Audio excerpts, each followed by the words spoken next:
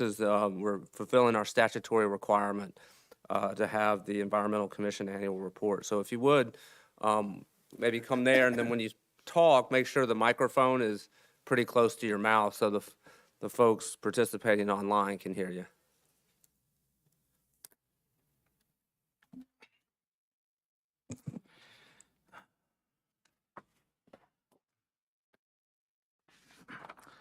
Good evening, Mayor and Council. The Environmental Commission was pretty busy in the past year. We began in the third quarter of 2024 with a special joint meeting with the Planning Board, that was on 11/6, regarding the open space and recreation plan. And we reviewed planning board, zoning board applications, and ordinances throughout the year. 1, 2, 3, 4, 5, 6. We have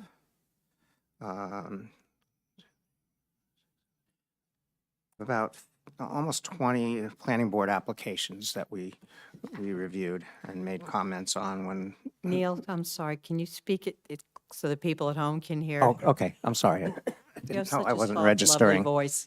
Okay, sorry. So we had that joint planning board, joint meeting with the planning board for open space and our open space and recreation plan, which was finalized. We reviewed throughout the year 15 to 20 planning board applications and commented on them when we deemed it necessary. We reviewed correspondence with the DEP, JCP&L permit for vegetative maintenance, the West Shore Trail Bridge project, the Lake Mohawk Tennis Club, and a freshwater wetlands general permit and application for a flood hazard area individual permit submitted to NJDEP. The additional activities we engaged in were community engagement, environmental improvement, green infrastructure, including a plant, wrong page, the Sparta Township Open Space and Recreation Plan, which I already mentioned, which was presented and adopted by the Planning Board on January 2025. We updated, we have a tree ordinance update draft, which was required for towns due to the NJDEP requirement that all MS4 permittees adopt and enforce a community-wide tree ordinance. We promoted the land use pledge, which was recommended to the town and town council and then passed, and this was part of our Sustainable Jersey certification. This got us, helped us get to our bronze level. We held an Earth Day fair at the middle school in partnership with the Board of Education. It was organized by our own member, Christine Rogers. Many student volunteers assisted with the activities, setup, and breakdown. Numerous educational community organizations participated. In addition, we had live music and food trucks. We participated in Sparta Day. We also participated for at least the second year in a row with a salt watch. We covered all the 5 watersheds in Sparta and took periodic samples after snowstorms to and getting base level samples to examine how much road salt is getting into our streams and lakes. We had a speaker series which included how to recycle more, a SCUMA presentation by Dawn Latinx, I can't pronounce her name. We had a lead exposure presentation about ensuring clean water in your home by Jenna Black, our AmeriCorps New Jersey watershed ambassador. We had a Plant This, Not That presentation about native plants by Lisa Chiarello of Rutgers Co-op Extension. We had Ms. Jill Aquino presented made a presentation on the New Jersey Climate Superfund Act. The Ridge and Valley Conservancy presented How to Preserve Your Land on June 26th. And we participated in Sparta Bagot Day on April 5th with cleanup of roadways, exits, entrances, and such. 9 participants bagged up over 11 bags of garbage and recycling. We participated in ANJEC trainings, including a training on submitting for certification for our bronze status, and a municipal food waste recycling webinar. And the aforementioned bronze certification was achieved. We submitted it to Sustainable Jersey and received 155 points to earn the certification. We supported the Town Council 9-6 resolution authoring the transfer of grant monies awarded through the Sustainable Jersey Small Grants Program funded by the PS&G Foundation, and that was for the trails signs, I believe. We supported the Town Council 9-9 resolution supporting participation in the Sustainable Jersey Municipal Certification Program and establishing a Green Team Advisory Committee, which is a requirement of the Sustainable Jersey certification process. We also had a rain barrel workshop here at the municipal building held for town residents on June 12th in partnership with our AmeriCorps watershed ambassador, Jenna Black. We revised a draft of the lighting ordinance, which is under review. And we promoted several environmental stewardship resolutions that are currently with the Town Council for review, including Packaging and Paper Product Stewardship Act, Municipal Food Waste Reduction, and Make Polluters Pay / New Jersey Climate Superfund Act. That's all we did. Oh, thank you, Neil. So impressive. Yeah, thank you for all that work. Can I ask you to explain, because I didn't know what it was when I came on board, but the certification that you were saying, the bronze and the, Yes, it's with the organization Sustainable Jersey. There are 3 levels of certification: bronze, silver, and gold, and there are various activities and achievements to gather points for each level. And we have renewed our bronze and hoping next year maybe we can inch towards silver or jump towards silver, rather. and you do that by doing so many programs and, Yes, different things like the open space plan was a big that was a big one in terms of points. Things like the Earth Day events, we get points for those, and various other things. and you can see it outside in front of in front of the room here. It's, the plaque is Yes. outside. Yes. And what's the, just for people, mine or other people may be asking, well, why would we want to get a certification? Like, what's in it for Sparta, I guess, to ask a kind of crass question, for getting a bronze or a silver or, Well, for one thing, it makes us look good. It gives us good standing among the environmental commissions in the state. And the other thing is that the goals that we achieve are all for the benefit of the environment, of the town, of the state. They're all worthy goals as far as the environment goes. I guess the more sustainable a community is, the more livable it is, Exactly. and the better the quality of life. I think that's what drives the Environmental Commission to try to keep seeking these additional certifications. And, you know, we're on the podium with the bronze. I think the goal is probably to get to the top of the podium, I would think. It is, yes. And another benefit I think that they do, and you'll see it tonight, and it's even mentioned here, is that you keep us aware of laws that may be filtering through the assembly that could affect the town or would benefit us. And so, although we don't have, you know, any authority to implement those until it's more keeping us aware of it and seeing if we would support it. And I think folks will see that tonight with the Climate Superfund Act. So, Yes. we appreciate that work as well. Another question is, with respect to, I know you have input on applications that come before the planning board, zoning board. Is that completely discretionary, or do you simply decide, okay, this is one we want to weigh in on, this is one we don't want to weigh in on? Or do you weigh in on every single application that comes before the planning board? Well, sometimes there have been applications where we have no comment on, but there's the ones where we see things that might need a little suggestions, yeah, we do.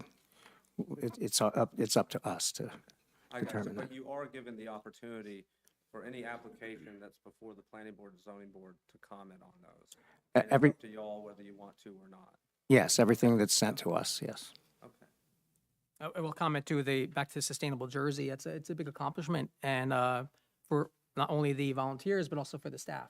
I know, you know, Jim and Roxanne can attest to it. It takes time for different departments to help compile information and data and help generate that. So the employees did a good job of that, and I know it's a lot of work. I ran that a couple years ago, and it's deadlines come fast, and there's a lot of work to get done to get the bronze even. Absolutely, we couldn't do it without our staff. Yeah. And by the way, the gold, you mentioned gold, there's not that many municipalities in the state that have gold. It's a small number. Yes. It used to be single digit. I'm not sure if it's gone up a little now, but gold is extremely hard. Yeah.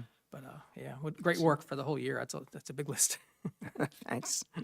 Yeah, thank you. And please thank all other members of the Environmental Commission for us. And what everyone's seeing here is the finished product, right, on a piece of paper.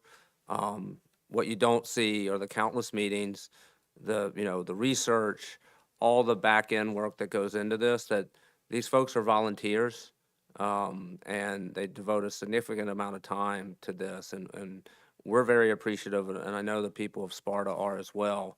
And we just appreciate the commitment that you have and the passion. You can't, take away all the hours away from your evenings unless you have a passion for this. And heck, you've had that same passion for 10 years. So thank you. Thank you, Mayor. Thank you, Neil. Thank you. Thank you, Neil. Thank you all.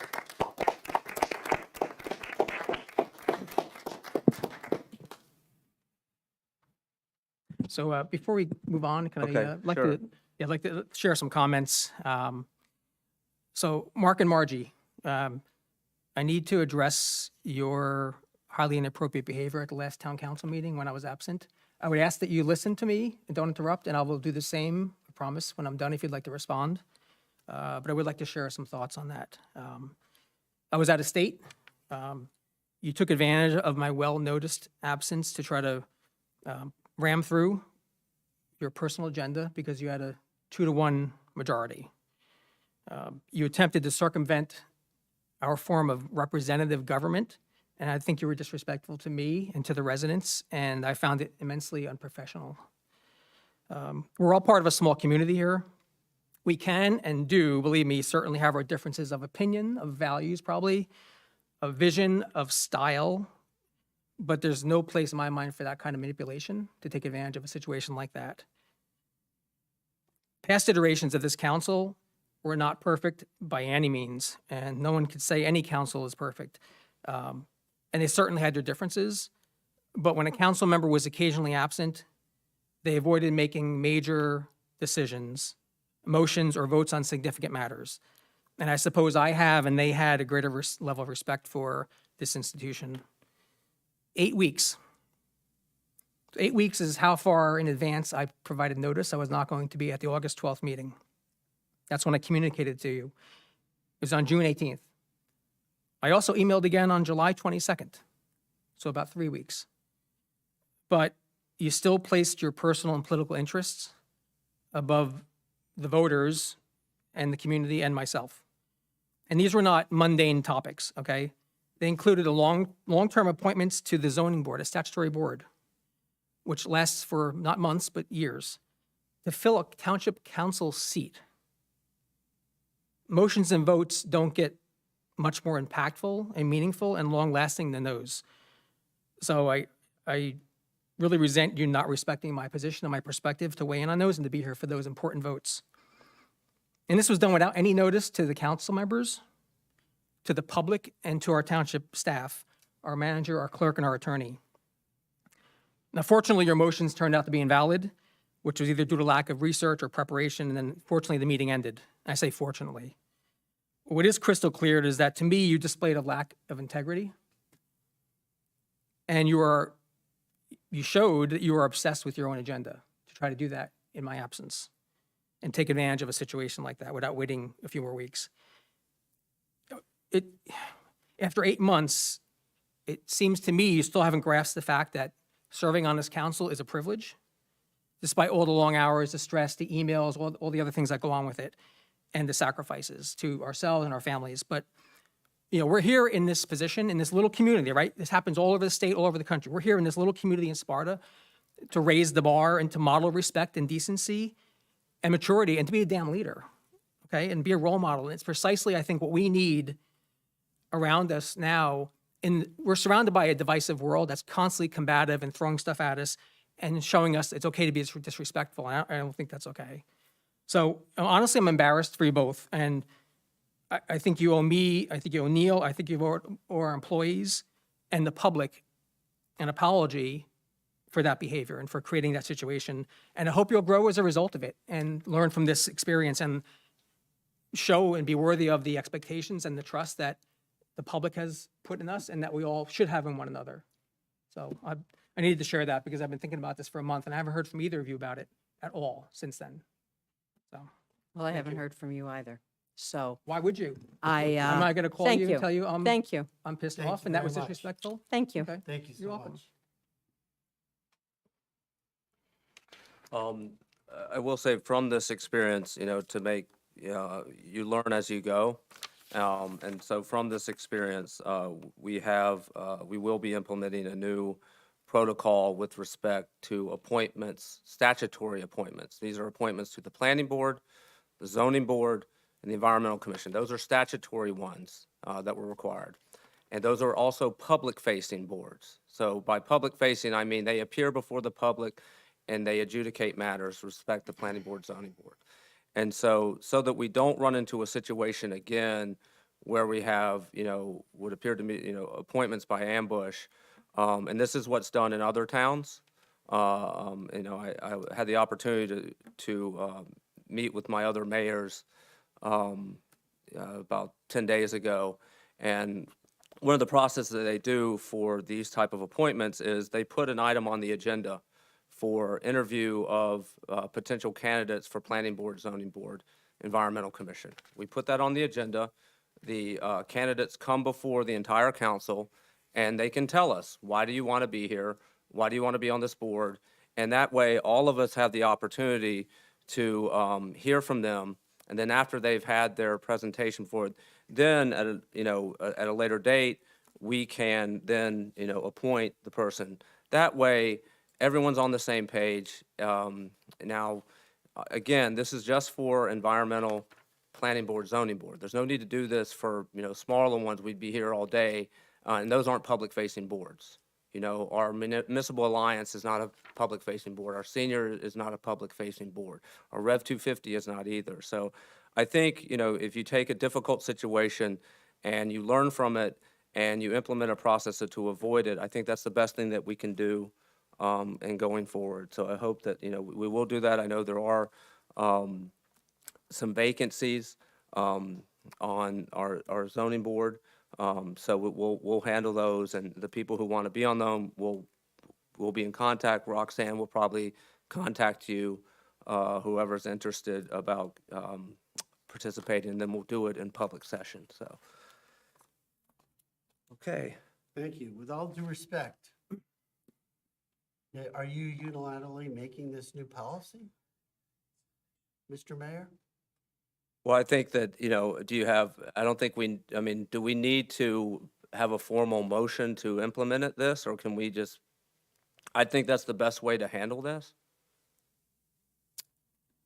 I mean, what would be the objection of not allowing all council members to interview the potential candidates for these statutory public-facing boards In executive session or in public session? in public session, because they will be appearing before the public?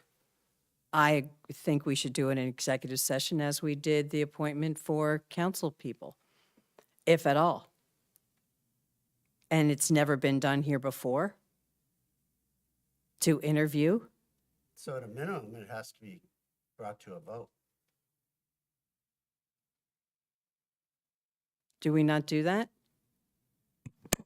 Well, any vote taken would have to be made in public, cannot be taken in executive session. No, but with interviewing somebody. So, Margie, you're suggesting that the interviews for these boards, these candidates, appear in executive session? Correct. And then if there's in the public session, Then you appoint them. someone can make a motion if they'd like to appoint or Yes, decide on. as we did. It's just like we did with when Dan Chiarella resigned, right after he got, you three voted the cannabis in. I believe that was March. He And- resigned the next day. And we started interviews for For the council, replacements so that council seat. so the council can continue to function effectively. And we had interviews in June, and Dean said, we will make a decision in 2 weeks. And here we are in September, and there's still an empty seat down there. I was ready. Huh? I was ready. You were ready? I was ready. Yeah. But it never came to fruition, and then No, it was in executive session, which we can't really talk about. Right. There was, right. So, we were ready to make a decision. right. And so we that couldn't was- make a decision. We couldn't. Correct. So, Couldn't agree on a decision, I think, is the more Yeah, that's probably appropriate better. way. Well, we say. never even took a vote. no, we But didn't. I think, so what I'm trying to clarify is, are you, with this process, would you be okay with the process provided the interviews happen in executive session? No. I would. Because I think if there's more than 2 people, 3 people, 4 people that are interested, I wouldn't mind interviewing them. I think you would get a lot more out of an interview than you do on a, one Even though it's one never been paragraph. done before, and you had, you found one other town that does There's other this? towns that do this. What other towns do it? Well, Vernon does it. There's, I can't remember the name, but that was how they, because I think the point is, we need to all be on the same page about, so we're not surprised when we walk into a meeting, oh, this person's going to all of a sudden move to appoint someone to a very important statutory board that deals with multi-million-dollar possible developments that could change the nature and scope of this town. That's a very important job.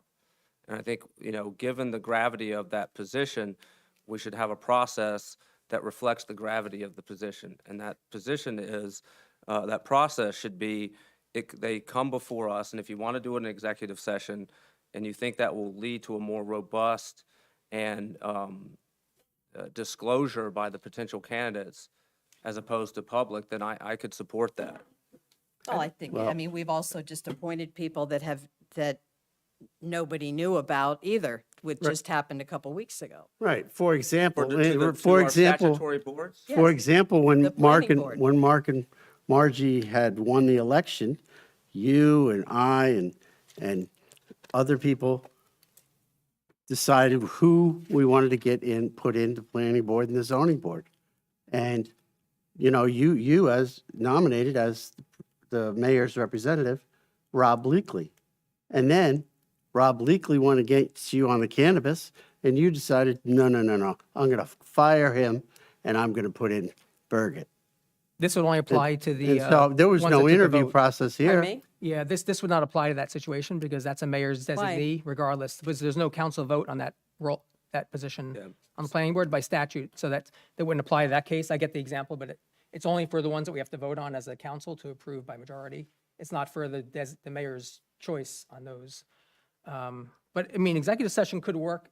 It'd be good to hear more from people. I think we need some kind of process rather than the applications only have a couple lines, right? And it's nice, it'd be nice to hear what they think. Get to It know would them be more. nice to hear mayor designees as well, at least to be known that it was going to happen. Well, it's a different topic. So why don't we That's take nothing to it, do with what take we're it talking under about. advisement and have a vote we'll have a next vote. meeting? We'll have a vote next meeting.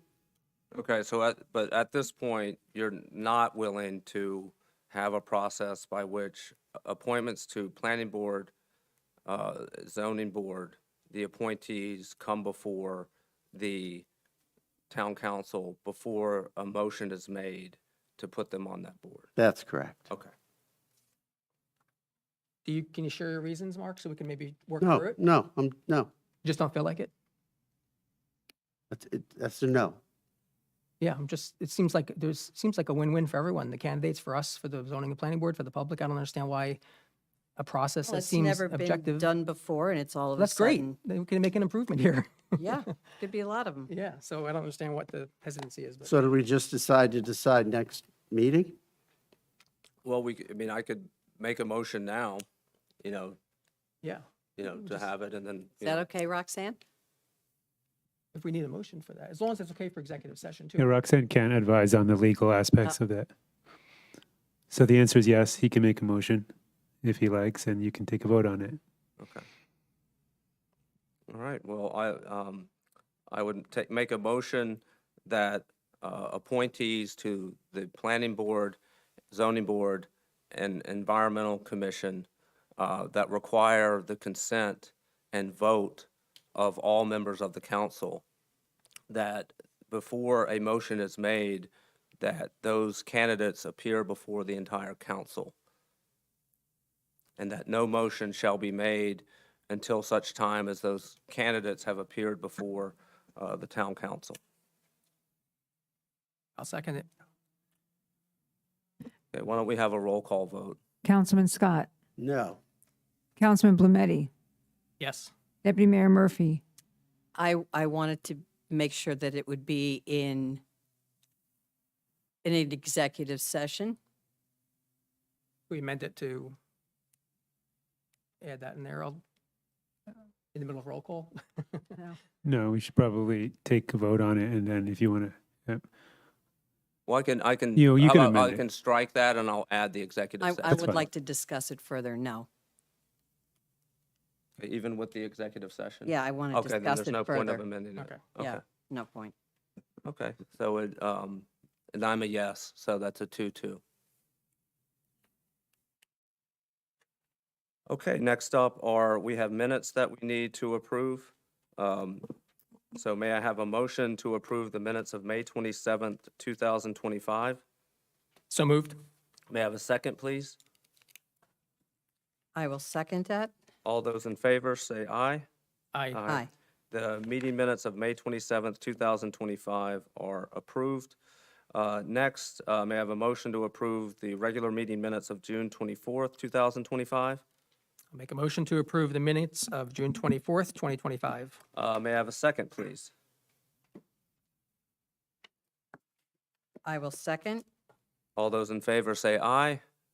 Aye. Aye. Okay, next, may I have a motion to approve the minutes of July 8th, 2025? So moved. May I have a second, please? Second. All those in favor say aye. Aye. Aye.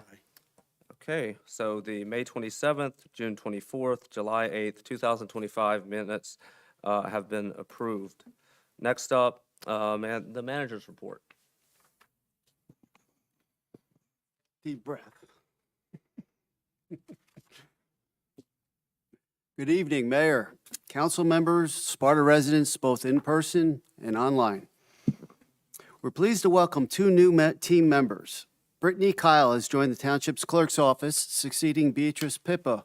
We thank Beatrice for her service and wish her well in her next chapter. Mariana Farina has joined the tax assessing department. This follows the retirement of our previous tax assessor and the appointment of Amanda Rizzo as the new Township tax assessor. We look forward to Brittany and Marlena contributing to our community.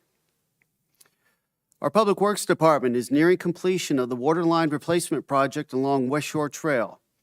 Only 30 feet of pipe, 1 fire hydrant, and 3 service connections remain. Completion is expected by the end of this week. This is an in-house effort, has resulted in significant taxpayer savings compared to outsourcing. Thank you for your continued patience and support. Get ready for some Halloween fun at White Lake Fields. Haunted Ghost Walks, Friday, October 10th from 7 to 9 p.m. Sparta families must register for a time slot. Annual Trunk or Treat is scheduled for Saturday, October 11th from 2 p.m. to 3:30 p.m. Sparta families are being asked to donate a bag of candy for the event. Volunteers must register with the Recreation Department to participate in decorating their vehicle as well as pass out candy for the evening. Details and registration information are available in the Fall Recreation brochure on our website. While most programs have begun, some still have openings. Please contact the Recreation Department for availability. Senior Olympics. Our Sparta seniors are training for the Tri-County Senior Olympics, scheduled for September 17th in Pequannock. We wish them great success. Renovations for Town Hall Plaza begin tomorrow, September 10th, and will continue for approximately 2 weeks. The front entrance will remain accessible via the ADA ramp. The lower level stairs will be closed off and residents are directed to enter through the dispatch entrance. In our library, the back end of the Sparta Library app has been reprogrammed by our software vendor, OCLC. While users have had to re-register their accounts, this update empowers staff to make future changes directly enhancing responsiveness and service quality. Chief McCarrick is unable to attend tonight's meeting, so there will be no police report. With the opportunity there, I will now read a statement regarding the budget that was discussed at the last council meeting. We appreciate the continued engagement and thoughtful inquiries from our community regarding the Sparta Township's 2025 municipal budget and recent capital investments. In response to public interest and media coverage, we would like to provide a clear and transparent update. On August 12th, the Town Council unanimously approved Resolution 9-9, authorizing the purchase of a 2025 Elgin Whirlwind Street Sweeper for $435,000. This equipment is vital for maintaining our stormwater infrastructure and replaces a 10-year-old unit that has reached its end-of-service life. The purchase is part of our 2025 balanced budget, which features a reduced capital plan of $1,120,000, down from the previous year.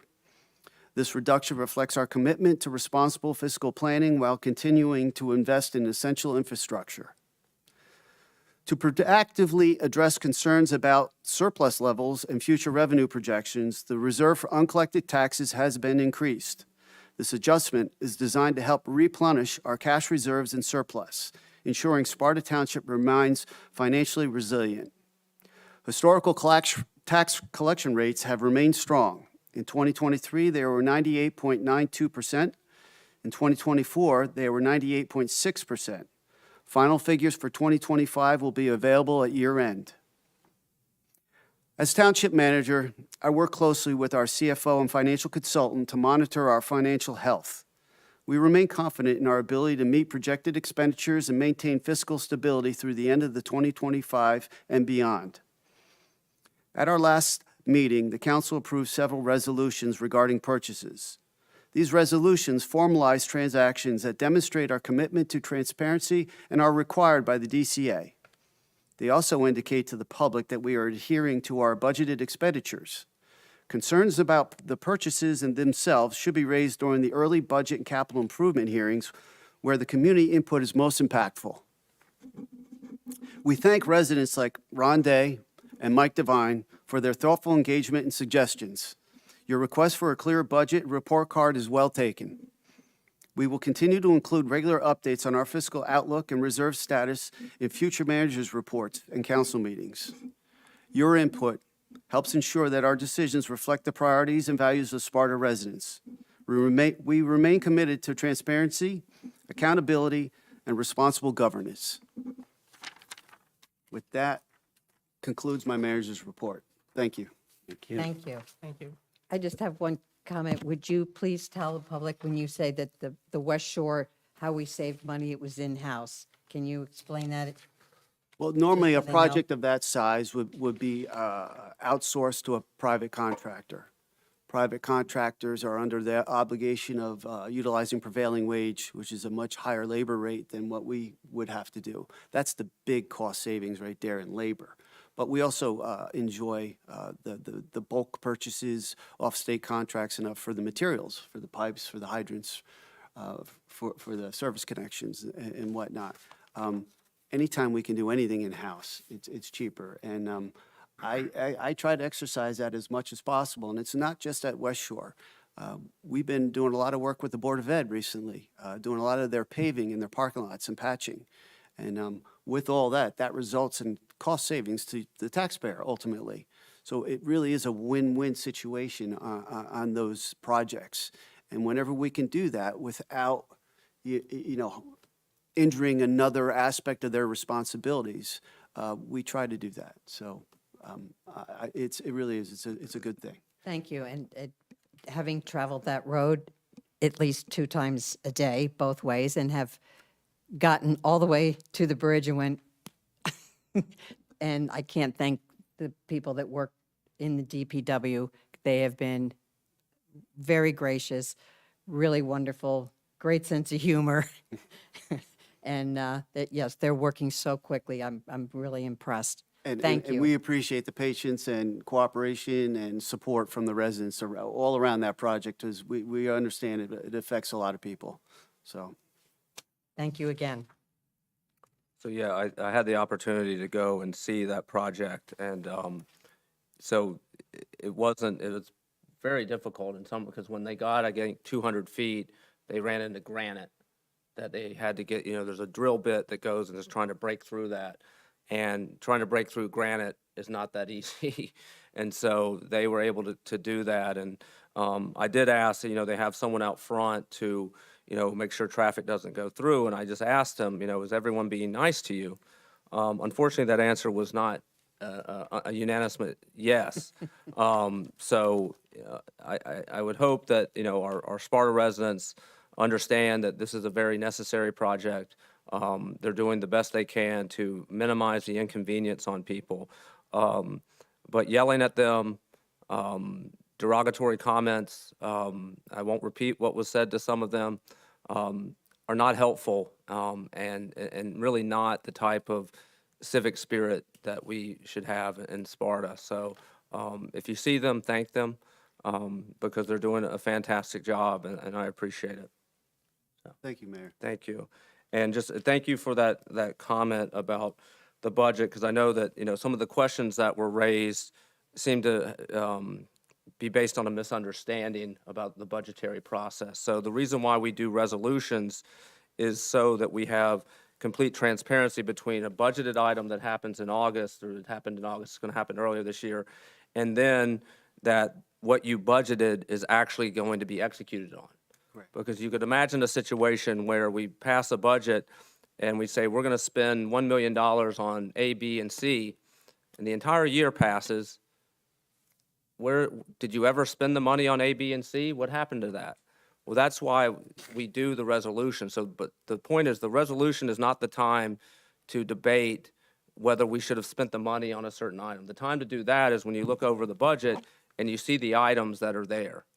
Right, so I think that's just something for the public who want to, question why something is budgeted and what's not. The time to do that is at the budget, not at the resolution period. So thank you for that clarification. I hope that helps folks going forward. I would say we also have a diligent town manager and CFO and staff that check on this and make sure, and council. Pretty much everything that comes through the agenda, that's a big purchase. Someone or a few people will ask, is this budgeted? We Do have need you, this? Dean. Do we need this? Is it budgeted? Where's it coming from? Is this is this already planned for? But it happens across the board with lots of us doing this, and especially the town employees. So if there's something that's not in the budget, then we'll find out about it. We'll discuss it in advance, and it will be known. And I do welcome the public to come to town hall. I know Ron's come to town hall a bunch of times, and my door's open anytime I can help clarify, explain, or whatever. And my staff is also open to discuss any concerns that anybody has. Okay, great, thank you. Thank you. Thank you. All right, may I have a motion to approve the manager's report? So moved. May I have a second, please? All those in favor say aye. Aye. The manager's report is approved as read. We are now up to our first public comment period. This is limited to items that are not on the agenda, so before you come to the mic, take a look at the agenda. If there's something on the agenda you want to talk about, now is not the time. This is limited to items that are not on the agenda. And if you do come forward, please be mindful of our 5-minute limit. So anyone wanting to speak on items not on the agenda? And again, yes, sir, and just please state your name and address for the record. Yes, sir. My name is Gerard Andrews. My wife and I live at 7 Rocky Terrace here in Sparta. And I want to thank you very much for having me here tonight. I spoke to Roxanne yesterday, and I wanted to get put on the agenda, but she said I could just come. I'd like to start with a little bit of a recording. Hope this comes across.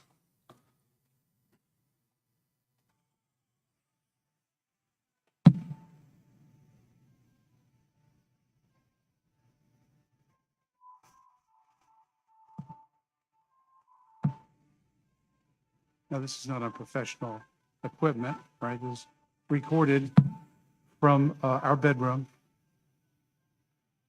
of the Tiki Bar. And we've actually had the police come to our house a number of times. And I'm going to tell you, our Sparta Police Department is terrific. The guys are polite. They are very efficient. They're very responsive. And in Sparta Township, there's a code of noise levels, and the noise level code is 60 decibels. From our house, we have our own TV registering equipment, and we've registered noise levels above 70 numerous times, and we have tapes of 20 of them. I mean, this doesn't come across very loud, but it is very loud from our house. And so I've gone to speak to the Board of Trustees at Lake Mohawk.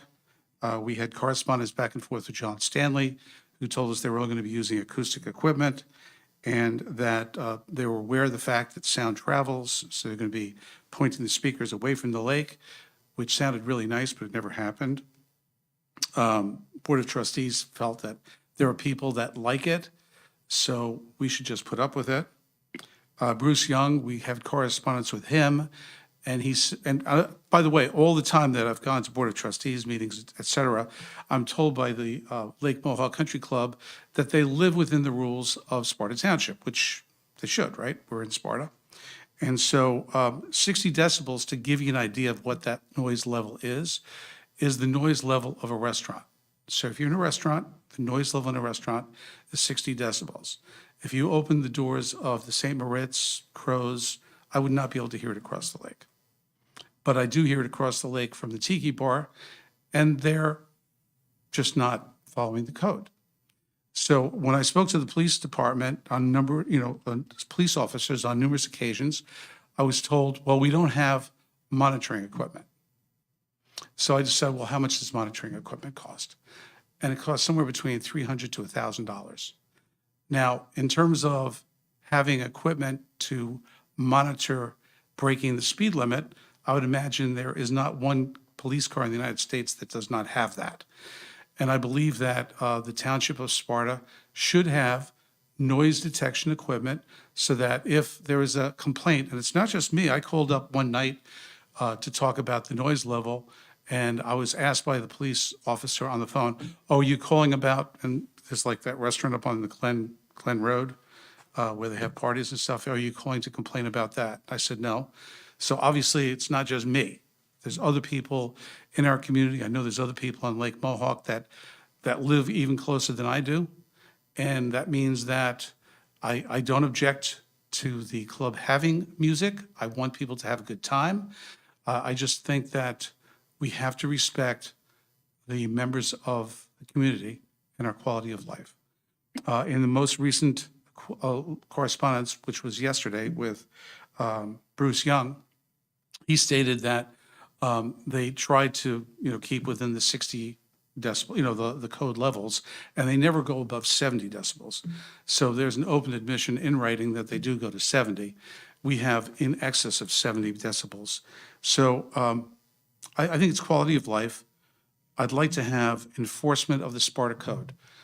I didn't write the code. There is a code. It's on E360, the code E360. You can find it. If you want, I could send you a copy of it, but I'm sure you all have access to that. And if you'd like me to come back to a future meeting with better copies of sound, I would be happy to do that. I could come up and show you if you'd like to see it, or at some other point. It's recorded on an iPhone from a mile away from where this music is happening. So that's it. Quality of life.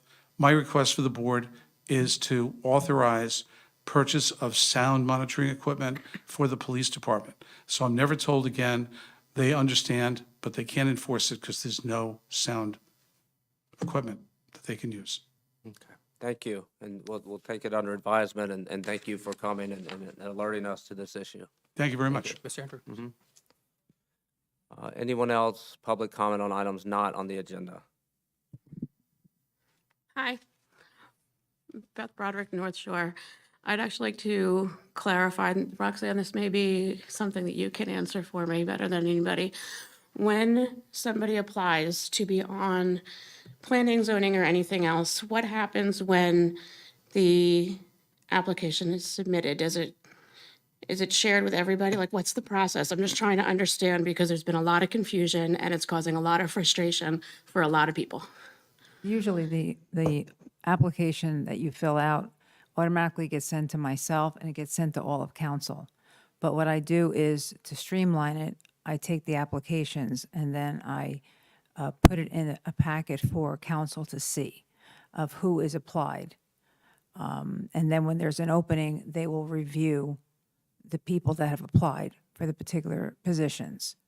And that's usually how it happens. There's no other process that we go through. I'm hoping in the future to change that a little bit of the way it's done, but right now that's the process. Okay, so if I say had applied, I'm only using this as an example, applied for the library board, which I will never do because I'm not available at 4:30. It would go to you, you would disperse it to members of council and make sure that everybody is aware. There's no way that, Yeah, I mean, in the past also too, if somebody applies, say for rec committee, I will get the application. Council will see that as well. I'll make sure they see it, but I also have sent it to like Jean Montemorano, so she's aware somebody has applied. okay. And thank you for that. I just wanted to make sure I understood.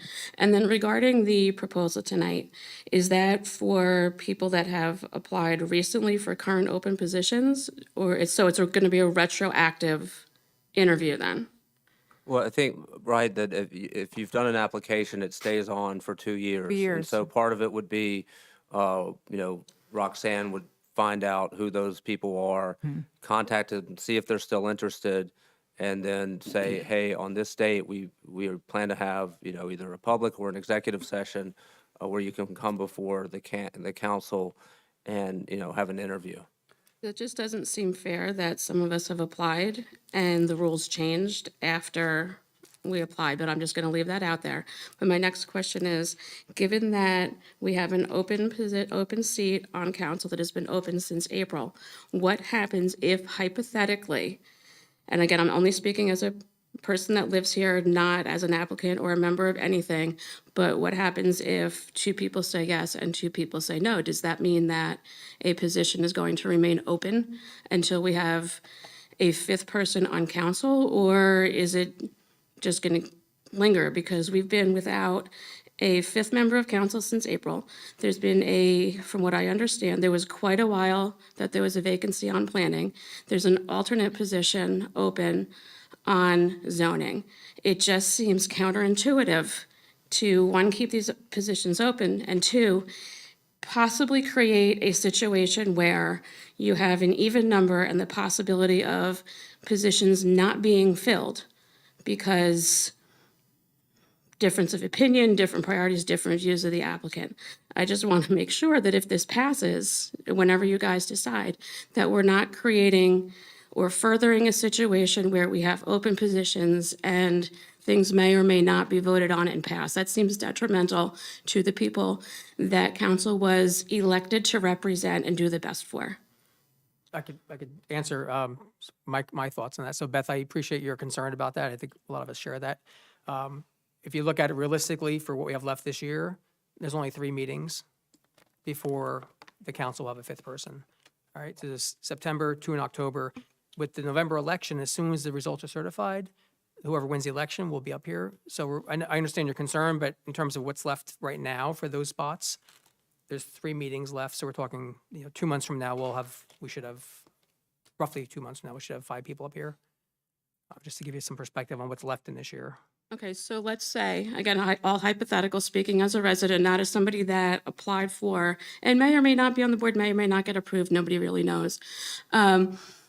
It's just really discouraging as a resident who has been actively involved for years with the town. You guys know me, you guys know I'm always here. It's really discouraging when people that spend an awful lot of time just as a resident are here. They want to do what's right for the town and have a vested interest just like everybody else, and you want to do what's best. And instead of, yes, you're appointed, yes, you are, but no, you're not. Maybe you are, maybe you're not. It's really discouraging. You're saying, we keep hearing, and I've been hearing it from you, Mayor Clark, we want more people to be involved. We encourage people to come, and I've heard it from all 4 of you, actually. When somebody that has been willfully involved for years applies and it becomes a whole big debacle, I can't say that it's sending the right message to the town as a whole to say, hey, we want you to get involved. We're doing what's best for the town, and we want people that want a lot for the town and want to improve the town. You're not very encouraging. And that's a blanket statement. I'm not aiming that at anybody, so I don't expect any messages tonight or tomorrow about my comments tonight or what's going on. I just want to know, going forward, is this going to make it more adversarial and more of a hostile or uncomfortable situation for residents that have dedicated an enormous amount of time at the meetings and committees and everywhere else? What's in it for me? Why should we do this? Where's the encouragement if you apply?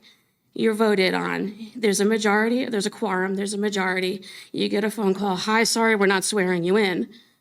And then it's now a month later and you have no idea what's going on. Can we make sure that this is not going to be a problem if there's a difference of opinion? Can we make it less discouraging for people that donate a ridiculous amount of time or want to get involved, but quite honestly have been pretty disgusted with some of the recent behavior, both here, planning board, everywhere? So I think the one thing to keep in mind is the past is every council member knew when someone was going to make a motion for an appointment to the planning board and zoning board. We knew about that. And unfortunately, you were the victim of when that process was not followed. And so the purpose of the protocol, albeit, maybe we wish we wouldn't have to do that, but apparently that's not the case, that we do have to do that. So that's why, you fell victim to, not following what we have before. And, I won't repeat Mr. Blumetti's comments, but they're pertinent to that. So that's the reason. And also I will say that as I've gone forward in this job, not everyone, and I'm not talking to you specifically, not everyone who participates on that side of the dais, the best use of their talents is not necessarily on this side of the dais, right? And this community does function better when we have people who are advocates and who are on the other side. It doesn't mean they'll make great planning board members or great town council people. We all are in this process together. And so we do want people involved. You can stay involved and not necessarily be a member of the governing body, either planning board or zoning board. And you can be very effective on that side and not be this. So you don't get necessarily, and I don't want to leave a false impression to people that they're a false sense of entitlement that, hey, I showed up to every meeting, therefore I deserve to be on here. That's going to be up to the individual people up here who would be the best fit. So I don't want to leave people with a false impression. And I also don't want to diminish the importance that people who come here and do public comment and hold us to account. That's very important. And I want to encourage that. So with that, is there anyone More else? question. I still had time when you started to answer I me. think it's at the 5 minutes. I still had time before you answered, so you I think asked. it had expired. It had expired. Yeah, it had expired. Okay, so are we definitely doing the second open session tonight? Because I do have other questions, and I want to make sure that as a resident, I'm able to ask my questions, especially since I didn't get to last time. Well, there is an item, there's a public comment at the end. If I'm you want to aware of how reserve it it for works. I that. want to make sure we're going to do it tonight and that the meeting's not going to end early. I guess we're planning on it. Hi, Mike Devine, Oak Parkway. Well, there's a few points I want to do, and I'll try to be expeditious. To follow up on Beth's point, it's unfortunate that council's been empty since April. I kind of wish that you had picked what I would call an unaffiliated person. I mean, it's clear there's 2 and 2 in most major issues here. That's fine. It's not uncommon. But if you had somebody who's not favored by either side or not coming in with preconceptions, and let the discussion and the merits of the arguments decide to vote, that would have been a nice way to go from April to November. I hear what Dean said, so it's kind of a moot point. You got 3 more meetings. Hopefully doing interviews in whether executive session or anywhere else certainly can't hurt. I don't know what's going to change 2 to 2 votes unless you have the reason we have 5 on council is to avoid those stalemates, but that's kind of obvious, I guess. I hear the Tiki Bar. I'm probably half a mile from the boardwalk. I hear the Tiki Bar very clearly. They always tell me, well, water sound travels over water. It's less attenuated. That's certainly true. I know that. But I can hear it clearly. I can also hear the Pope John football games as if I'm sitting on the 50-yard line. So sound gets around. Whether or not it exceeds the decibel levels, I don't know. But 2 other points I wanted to make, and I've talked to some of you people before about this, so pardon me if I'm redundant. A couple of subcommittee meetings ago, we had an occasion to talk on the phone to a fellow from Neglia, a principal of Neglia, and he mentioned 2 things kind of offhandedly. One was there are apparently other municipalities in New Jersey that if an applicant comes in with a big development or a development, let's just say, and they are demonstrably affecting level of service in some fashion, they can be constrained to restore whatever they've affected to the previous level of service. I'm not necessarily advocating it. I can't confirm that's literally the understanding. If it is the case, it would seem to me that's something we'd like to know. It might require an ordinance to implement it. I would think we might want to at least dig into that and see if that's truly the case. There's some obvious things upcoming where that might be pretty relevant. Let's see, what was the other one? Oh, and I know I've mentioned this before. Route 15 is my favorite kind of pet peeve, as you may be aware. I know and I'm being informed that it's more complicated than I've come to terms with because towns above us are actively looking at big developments, which would likely affect our roads. That's distressing. I don't know what we can do about it. Regardless of how effective we are in controlling congestion, we may suffer the congestion brought on us by other towns and also not gain the ratables. I understand that argument. I don't want to give up. I used to have a motto that says impossible takes a little bit longer. I'd hate to just give up and yield to that because it's going to be devastating to the entire 15 corridor, in my judgment. It almost requires a regional solution. I've been pressing for a while to go to the state to talk about it. I know what another thing I heard from Neglia is that, and I may have mentioned this, the state supposedly has in their budget or some future planning document, $15 or so million identified for improvements to Route 15. I don't know any more about it than that, but if in fact that's true, and we can in any way influence that, that might be another thing that's worth pursuing. That's what I got to say. Thank you very much. Thank you, Mike. Thank you.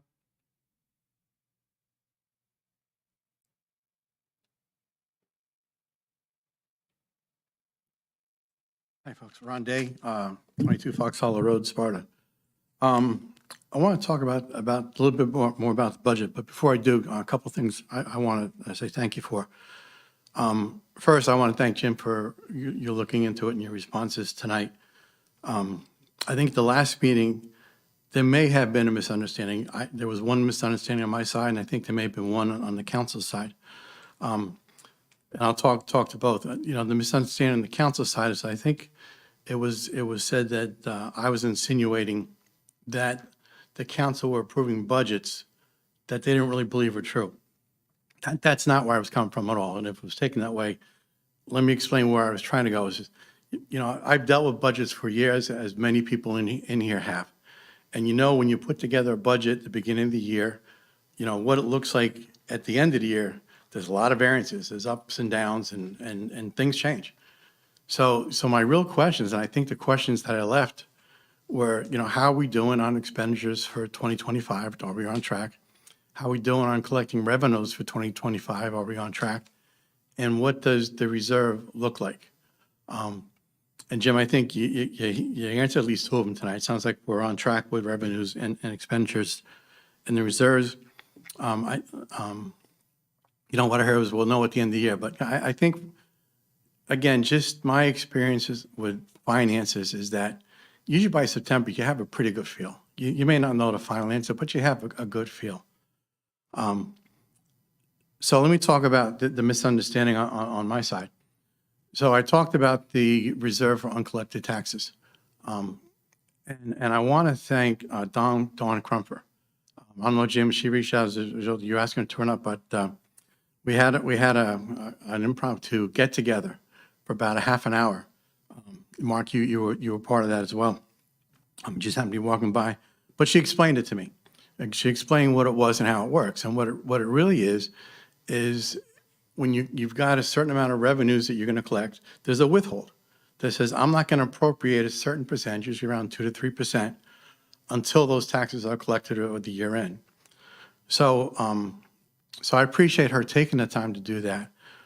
Also, in talking to Dawn, and I'm going to hurry up just so I got the 2 minutes warning here. I just got to say, I was really impressed with her. I think that we're lucky to have her as our CFO. She's a subject matter expert from what I could see. And again, just I can't compliment what she said and how she said it enough. So let me get to the points that I'm probably gonna have to come back for the second half as well. So when I look at 2025, I think we've got about 3 million reserved for uncollected taxes. It says that amount hasn't been appropriated. My concern then, and still is for 2025, is can we build up the reserves in 2025 to carry over into 2026? So based on my understanding, I think there's a potential for $3 million there if that doesn't get appropriated, because right now it's not appropriated.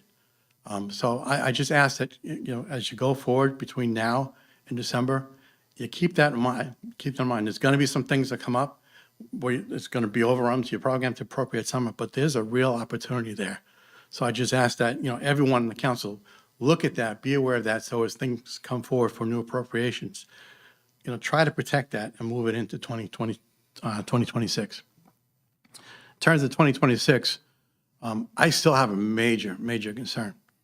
And my concern there is that, when I look at the revenues for the last 5 to 6 years, I think in general, I think the revenues for Sparta are about 30 million, of which about 20 of it gets collected through property taxes. Everything else comes from the state grants and other places. But what we've had is we've relied on revenues of about 4.5 million every year for the last 5 to 6 years. So if we can't get those, when I say revenue surplus, if we can't get that 3.1 surplus into 2026, my feeling is I don't know how we're going to do it in 2026. So I'd like to continue the discussion along those in terms of, are there things, until we have everything collected, are there things that we can possibly, I'm not saying zero out, but defer for a couple months, just to make sure that we're protected if something else comes up. My time's up. I can come back and talk some more about it at the second half. But again, appreciate your response, and certainly what Dawn did, I thought was really terrific. Appreciated that as well. There's a lot there, Ron, and I just invite you, when we start doing the budget hearings and whatnot, that's the time to really get into it. All right, so I'm going to say one thing, and then I'll step down 30 seconds. So I did come to the budget hearings. The first budget hearing was a pre-budget hearing before a town council meeting, and I sat here for probably about 2 hours, but there was never enough time. There was not enough time for public comment because we had to get into the town council meeting afterwards, and I got that. Where I was disappointed is I thought there'd be other meetings, but there wasn't. It really came down to, you went from that pre-meeting to, here's the resolution, approve the budget. And there was no other opportunity, because we didn't even see the budget until the week before when it was posted. It just so happens that night I had a family emergency, so I couldn't be here. So I didn't really have that opportunity. So going forward, if we can institute more public meetings on the budget into the process, I think that would be a big win for everybody. Okay, thank you. Thank you. Thank you. Thanks, Ron. Joanne Scally, Sparta, New Jersey. I had no intention of speaking tonight until Dean Blametti's outburst attacking Marge and Scott. You said they have an agenda. I believe you have an agenda too in the environment. I believe Neil has an agenda, lockstep with Murphy, with film ready, cannabis. Thought it was very unethical of you and Neil to drag, what's her name, the planning board chairman, into the manager's office and attack her on ethics. That was she's an upstanding citizen, as far as I know. That was wrong to do that. The cannabis issue, you waited until you three voted, and then Dan resigned, even though the three of you knew that everyone in this audience was against the cannabis issue. And yet you waited, you voted, Dan resigned. And then how unethical was it that Dan, at the reorg meeting, kept saying, no, no, no, you're being very unethical. He had to walk out of an executive board meeting because he was so upset about how unethical that meeting was going. This is wrong. It's embarrassing to our town. It was shameful when you broke quorum at the last meeting and walked out. You might have had your own good intentions, but it still broke quorum. That's unethical to break a quorum with the intent to stop a meeting and stop a vote. As far as I know, quorum is a quorum. 3 was a quorum. They should be allowed to bring that up. And many times, Neil, you have brought things up that surprised the council. Mark was very surprised when you removed Rob Bleakley, and he pleaded with you, please, let's talk about this at another meeting. Let's not go ahead with this. Let's talk. But nope, you went ahead and yes, I'm removing. It wasn't on the agenda, and I know it's a mayor's thing, but you still could have talked to the other members about it, and you did not. And then talk about respect. I never met someone on council as disrespectful as you, Mayor. You disrespect the public many, many times. You disrespected me. You waited till I walked away, and then you said, give your regards to Christine and Josh. I know Christine and Josh as well as I know you.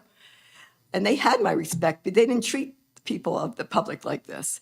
So I think you should look in the mirror and before you speak, because you have your own agenda. You have your own agenda. I don't know what their agenda is. I know that you alluded to a bed and breakfast.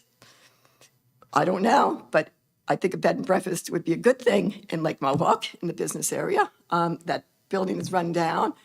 But did you ever hear the saying, don't bite the hand that feeds you? Well, you went and chewed the whole hand off of people that financed your campaign and the public that put their faith in you.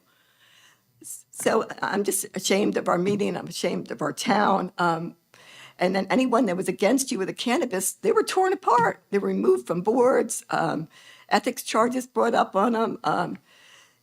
Just because someone doesn't agree with you and doesn't walk lockstep with you doesn't mean they're wrong.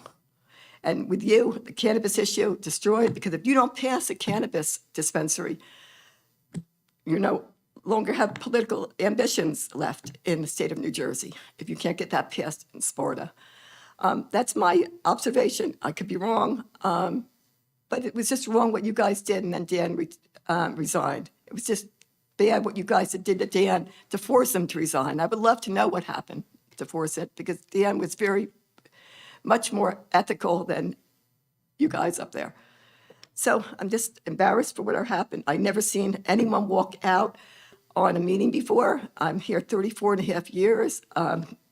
When I was out collecting signatures for the dispensary, I was in front of CVS, and people were coming up to me saying, "Aren't you scared to be here alone? Then you should have someone with you."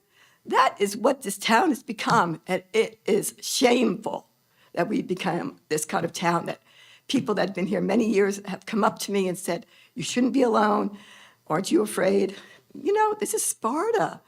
When I first moved here, it was like Mayberry. That's what I told people. And now I have people laughing at me. "Oh, this is Mayberry? I don't want to live in Mayberry. This is shameful." And then when you literally just placed the planning board, got us in trouble with that, replaced our town attorney, replaced our planning board attorney.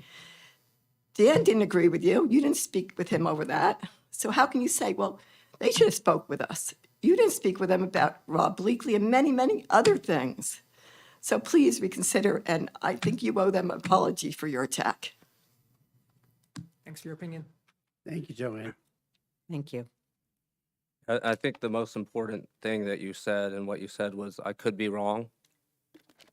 And you are. I'm not going to refute everything that you said. We have business to do in this item, but I will say that that was the most important thing that you said. You could be wrong, and you are. And I have no recollection that I ever talked to you about say hi to Chris and Josh. So I don't know where you got that. No, you can sit down because. No, I'm going to tell you because you accused me of that. When I said, I was talking about Josh and Christine, and I walked away, and you said, "Give your regards to Josh and Christine." I'll get the date, and I will send you the clip of it. Okay, You are you wrong. can do that. You are wrong, and you're wrong. I am right. I know I'm right with everything. Okay. Shameful. Anyone else wishing for public comment on items not on the agenda? Okay.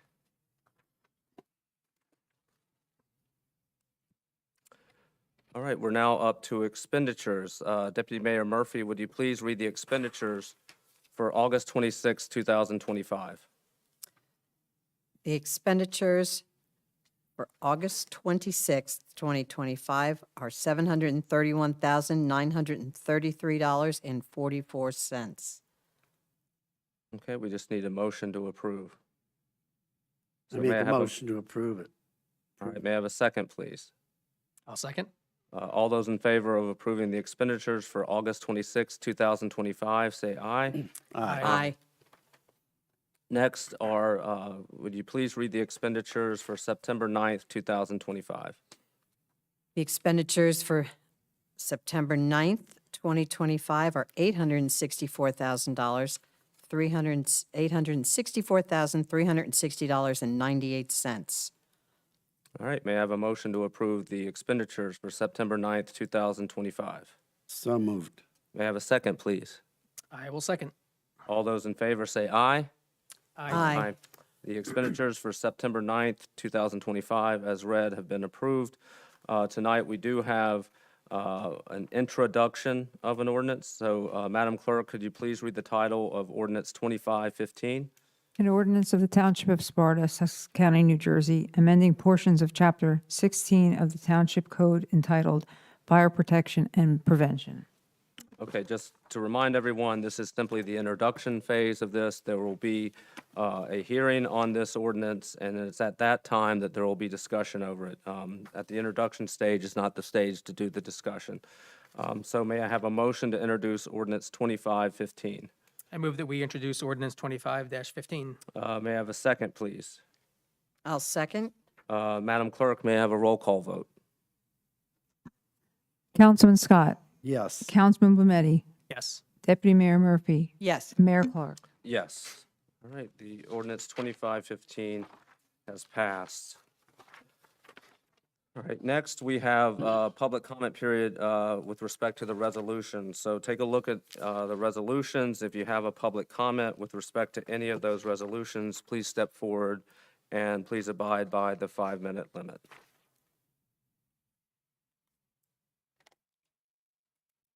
Okay, seeing no one. I think some of these we can consider all at once. They seem rather routine. And so I would ask for a motion to approve resolutions 9-1 through 9-8. I actually have a question about 9-1. Yeah, I do as well.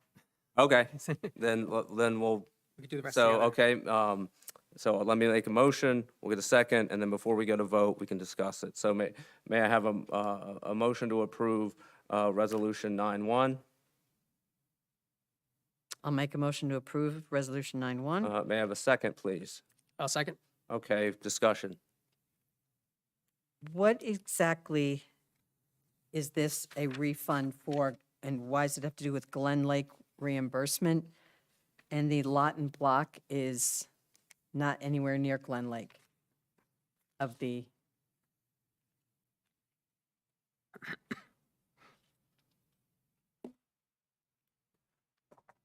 I'll have to look into that for you.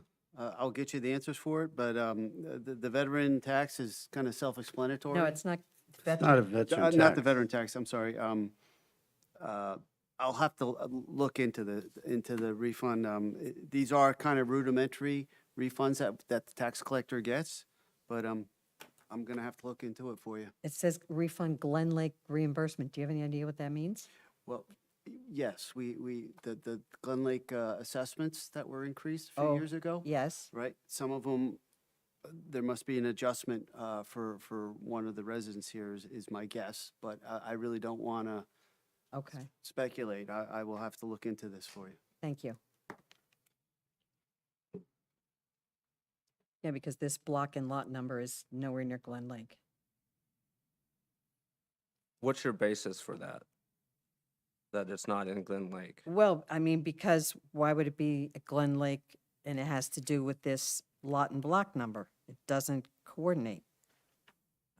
I think the question is, how, did you look at the lot and block? Yes. Okay. Yes. And you're saying it is not part of Glen Lake? No, it is not. It's on a road off of 94. Actually, this block and lot number. Okay, and Jim, before they do these type of, how do they check make sure that the block and lot that they're picking corresponds to the reimbursement that they're making? Do you know how that I process believe it's on works? Ponderosa. Okay, I would rely on my tax collector. Okay. Lots of times it is the, the owner doesn't have to live on that block and lot to apply. They could have multiple properties. It may, again, I'm speculating on, you can have that situation where it won't align up perfectly, but it could be where the owner resides at the time. But again, this will be an easy Okay. Yeah, question for actually, me to research. so I just looked Would at, you- yeah, I just see it as an address of 210 Glen Road, 210 Glen, which would be in that area, right? So and that's, again, not vouching for this, but it's njparcels.com, which I think is, I looked a general- and it said on Ponderosa, so on NG Parcels, 35004. You have 210 Glen Road? yep, lot 5, yeah.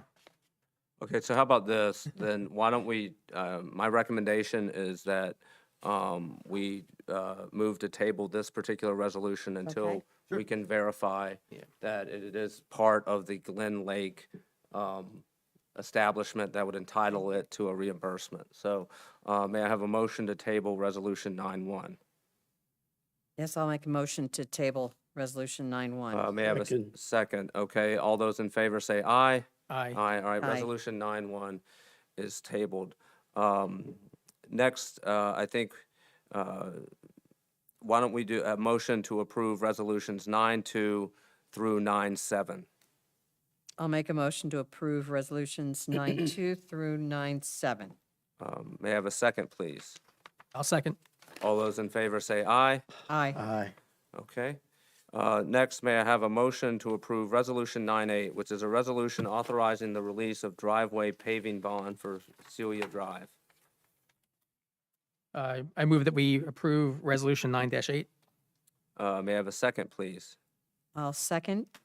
Any discussion or questions with respect to 9.8? Can you tell what that tells, Yeah, what this that's is about? straightforward. The owner of the lot installed a driveway, he puts his escrow in, it gets inspected after he does the installation. It's inspected by our engineer, and he approves of the release of the bond that the driveway was installed properly, and he's now, applicable to get his performance bond back. Okay, thank It's- you. It's kind of standard procedure.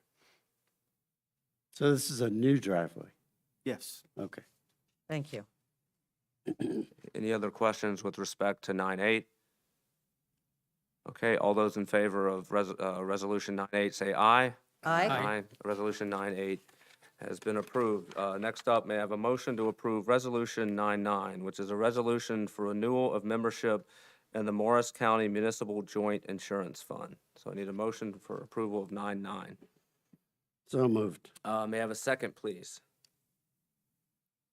I'll second. Right, any discussion?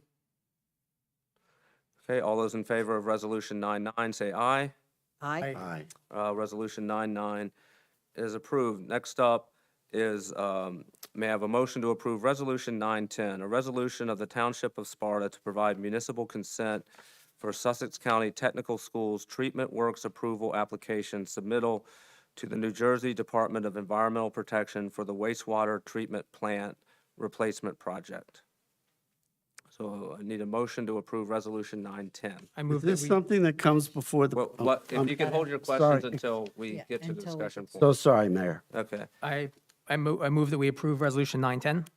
May I have a second, please? I'll second. Okay, Councilman Scott, now's the time to fire away. If you have questions. Is this going to come before the planning board? This installation of this? I believe it already has. I've seen the resolution from the planning board on this. And what this is the treatments work application that's. Oh, this is the tech school. This is Right. the one that's out on 90, VOTEC. way out on 90. VOTEC. All right, yeah, this did come, I'm sorry. It did I come. was confused. All right. And then the council early on at reorg said that any TWA applications that were larger than residential dwellings would become in front of the council, they would review, and then they would give me the authority to sign off on it. Okay, no, all right, thank you for So- clarifying that. And did our engineer have an opportunity to review this, and he would have identified any issues prior to us moving to, on this as a Correct. resolution, right? He did have a memo of recommendation of signing Okay, thank you. for approval. Any other questions with respect to 9.10? Okay, all those in favor of Resolution 9.10, say aye. Aye. Resolution 910 has passed. Next up is motion, may I have a motion to approve Resolution 911, which is Township of Sparta Resolution in support of proposed State of New Jersey legislation S 3545 A 4696, the Climate Superfund Act. So may I have a motion to approve Resolution 911?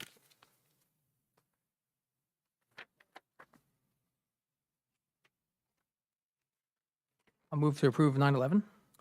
May I have a second, please? All right, I will, go I'll ahead. second. Okay, any discussion with respect to 911? Yeah, yeah. And reading through this, I think there's a word or two missing or a phrase, a typo or something in one of the paragraphs here that I'd just like to modify so we can keep this clear. It's actually after all the whereas clauses, it's the one that begins now, therefore be it resolved. And if you read that for a moment, it's a little disjointed when you get to the third line.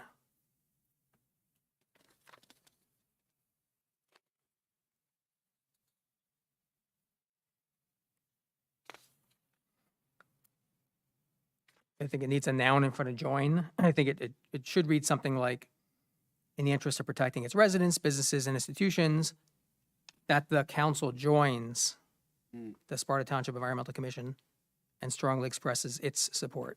So I think it just needs a word or two in there to, So I think we probably need a motion to amend the resolution. So if you want to make a motion to amend the resolution, and in doing that motion, if you could, just be specific where you want the amendment to occur. Okay. Yeah. I make a motion to amend this resolution in the paragraph that begins with "now therefore be it resolved." To replace the word "join" in the third line with the following, that the council joins. And also in the last line, replace the word "their" support with "its" support. Okay, we have a motion to amend as read. I will second that motion. All those in favor of the amendment as stated, say aye. Aye. Aye. We have 2 ayes.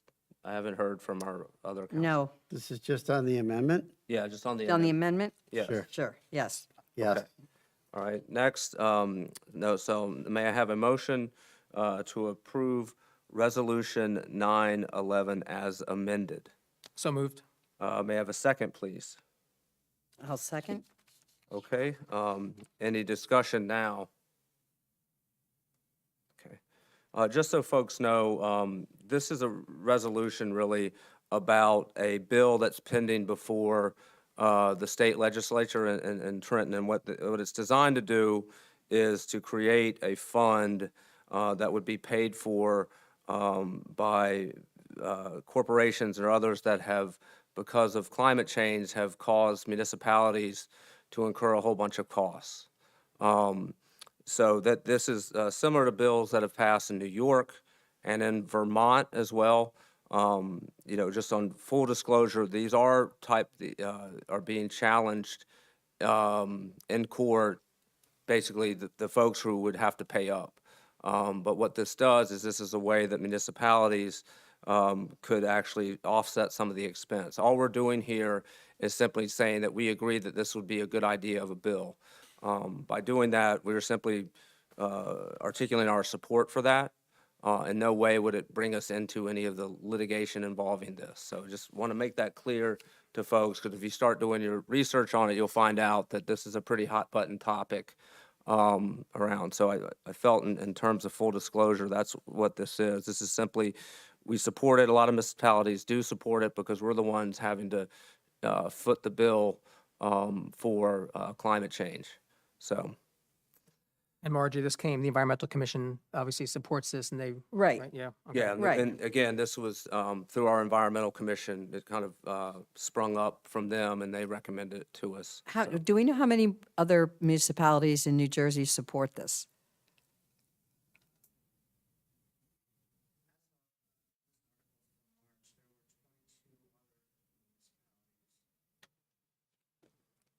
The 22 back in March. Okay. Okay. So about 4%. All right, any other questions with respect to Resolution 911? Okay, with that, all those in favor of Resolution 911, say aye. Aye. Aye. I didn't hear. No. No. All right, so Resolution 911 did not pass.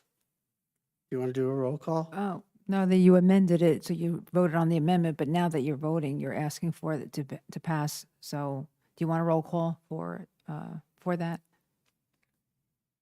We can. So, all right, may I have a roll call on Resolution 911 as amended? Councilman Scott, No. Councilman Bometti, Yes.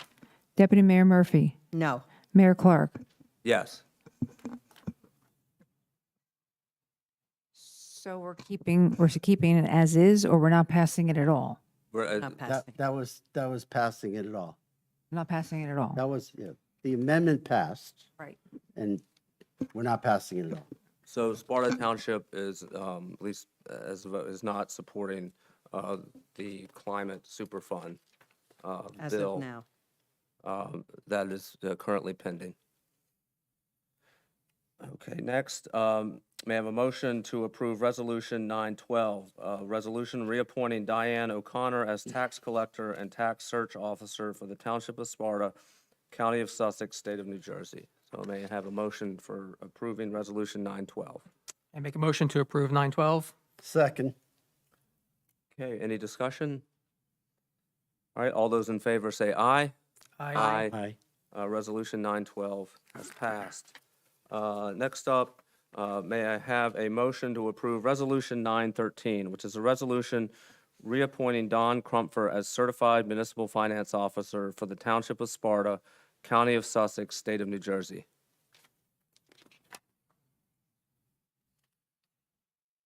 So I need a motion to approve Resolution 913. Bless you. I'll make a motion to approve Resolution 913. May I have a second, please? I will second. Okay, all those in favor say aye. Aye. Are we Aye. gonna have discussion? Oh, if you want, we can have one, sure. Does this appointment have to be for 4 years? Or, I mean, why can't you do it for a year? It's per the state statute, The state statute says, 4 years appointment for the position. That's NJSA 40A-9. I assume that's for stability. They probably don't want to have an annual turnover of CFOs. That's- Right. It's an assumption. I would agree. okay. And any other question? And Ron, I will thank you for your sharing your experience with Don. That was particularly timely. So thank you. Any other questions with respect to 913 before we go to vote? Okay, all those in favor of Resolution 913, say aye. Aye. Aye. Resolution 913 has passed. Okay. All right, we are now at council liaison updates, and I will start to my right and just move over from right to left. So Dean, do you have any council liaison updates? Sure, just a brief update on the master plan subcommittee. So the various focus group sessions with key stakeholders are completed, and that information is being, will be reviewed and kind of consolidated. But at the same time, additional sessions with the public and other groups are being, are planned, as they always have been, in a larger format session. So like a town hall or going to different events. So there's going to be other forums for the public and other interest groups throughout the community to participate and share their views or opinions on the future of Sparta. So that's going to be happening at the same time. But the first set was for the specific focus group. So, police, ambulance, fire, education, so I had the Board of Ed, the Chamber of Commerce, different committees in town. So that happened already. And now we're moving on to the next phase of these sessions. So more to come on that.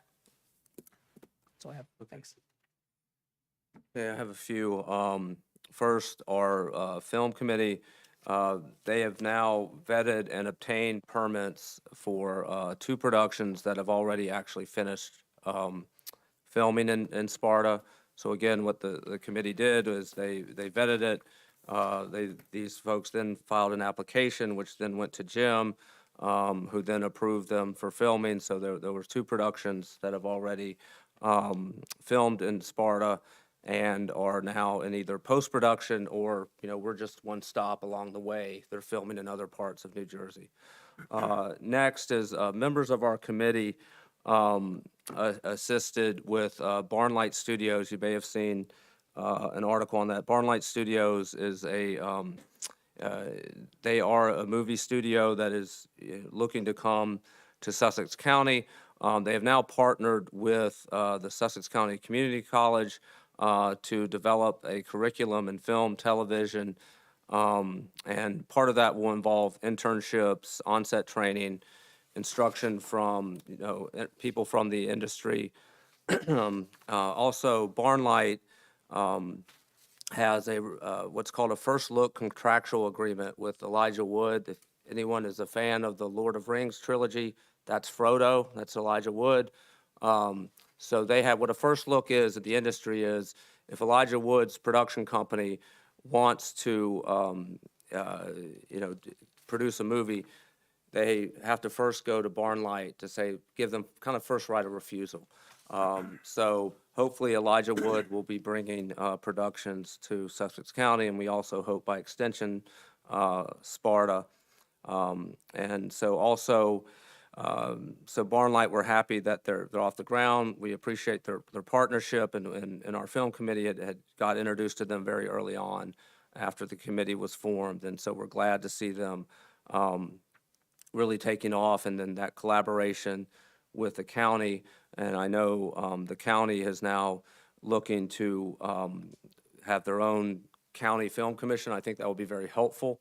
I think each town will still have their own, but if we could coordinate on a county basis, because a lot of work goes into trying to vet these productions, figuring out when they'll be here, how much of the budget is, everything. So it's really, the volunteers on these committees are very important and very helpful.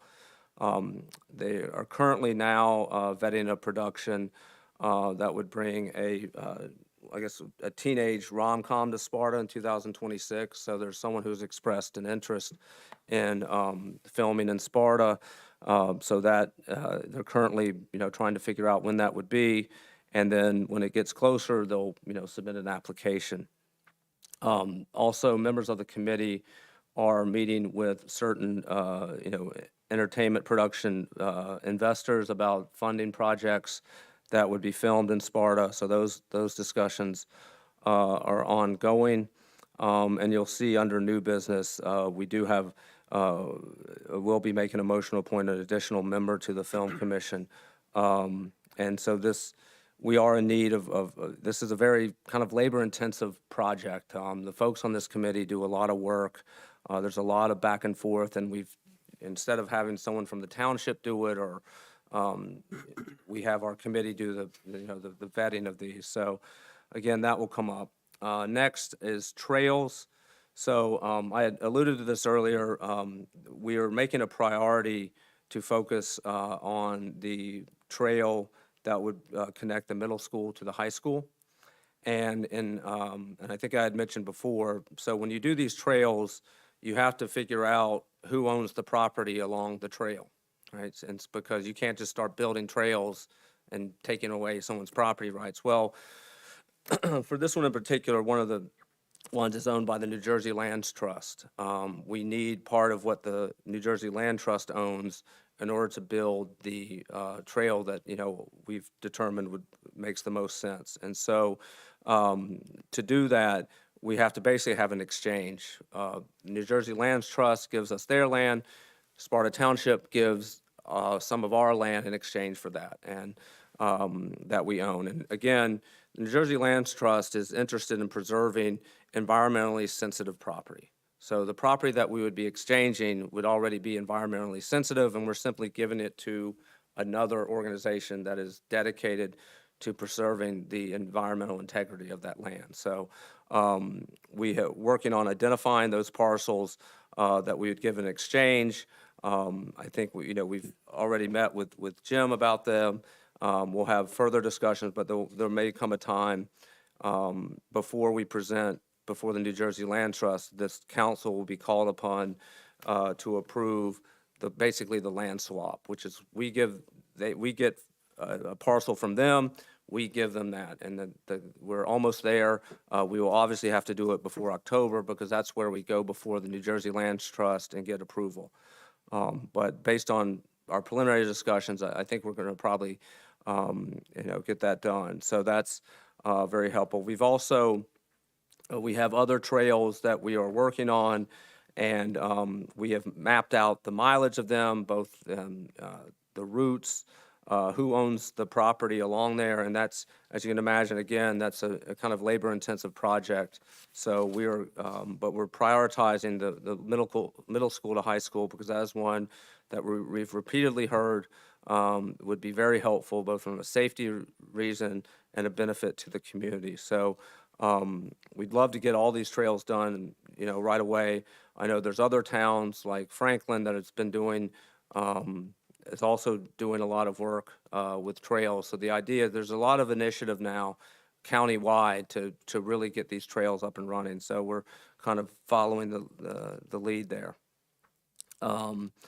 Next is we had a meeting with Lake Mohawk. This is now the Lake Mohawk portion. I think you've already heard about the water main. Now it's 50 feet. It was 200 feet they had to go last week, so they knocked out 150 feet in the span of less than a week, even though they had to go through granite, et cetera. And again, after that's done, that doesn't mean the project's over, because then, am I right, they kick it over to Lake Mohawk, they have to do the ledge. And that ledge work isn't done by our DPW, it's done by Lake Mohawk. And so we can't tell you how long that's gonna take. That's not us, that's them. So that's happening as well. But again, thank you to our DPW. The West Shore Bridge, which is that bridge by the country club, that will likely begin work in October. I think they've gone out to RFP for that work. So that will be, some interruption to traffic, obviously, because there's no way to open one lane on that bridge. It's not possible. So both Councilman Murphy and I, emphasized the need to make sure that residents are notified when this will close, notified about what the alternate routes are, and so there'll be, well in advance notice about when these roads will be closed and what the alternate routes will be. Next, another of my committees that I'm on, and, Margie will be able to add if I miss anything, she's also on it, is the Revolutionary 250. I do want to start out congratulating our Sparta Schools District. They've been officially recognized as a revolutionary school by the New Jersey government and the Revolutionary 250. What this means is that Sparta School District is a New Jersey K through 12 school and is a partner in the Revolutionary 250 anniversary commemoration. So not every school district gets that. And what this means, because they're a revolutionary school, is that they will be having certain curricula, certain presentations commemorating this anniversary. So stay tuned to our school district. They'll be handling that. And this is a great opportunity for our kids to really learn, more about our history. And then also there will be a tie-in with, Sparta's participation in this time, in the revolutionary time. We are in the process of scheduling a bunch of events for Revolutionary 250 to celebrate. These are ones that will occur throughout, starting this year, going all the way into next year, which is obviously, July 4th, 2026. Among those, you've heard me talk about the Tavern Talks. There is, I think in October, we're trying to get a reenactment of the crossing of the Delaware, but also celebrating the founding of the Navy. Then in around Christmas time, we're trying to get carolers for the VFW sale who will be dressed in Revolutionary era garb. March will be a Martha Washington Reading Across America. May is a Daughters of Revolution presentation. And there may be more, but we have a very active committee. Very thankful to all the members of it. And we also have a member, Ben Thies, who does the Tavern Talks. Those Tavern Talks were just given the award of the American Association for State and Local History Award for Excellence. And so he's a member of our committee. He's going to be doing a Tavern Talk, I think it's January 11th. Yeah, at Crows. At Crows. And so this is a Tavern Talk that has received a lot of accolades, and so we'll announce more of it, but I encourage people to go see that. And with that, that ends my very long committee updates. So, I think we got, we're still working on Flag Day for the Rev 250, which will be quite something this year. We're still working on the details, so more to come on that. To go back to the LMCC, to Lake Mohawk Country Club, once West Shore gets complete and they're working on the wall by the Manitou Bridge, then we There's a committee that has raised money, LMPF, Lake Mohawk Preservation Foundation, which has raised money to keep and to rebuild the gatehouses instead of tearing them down.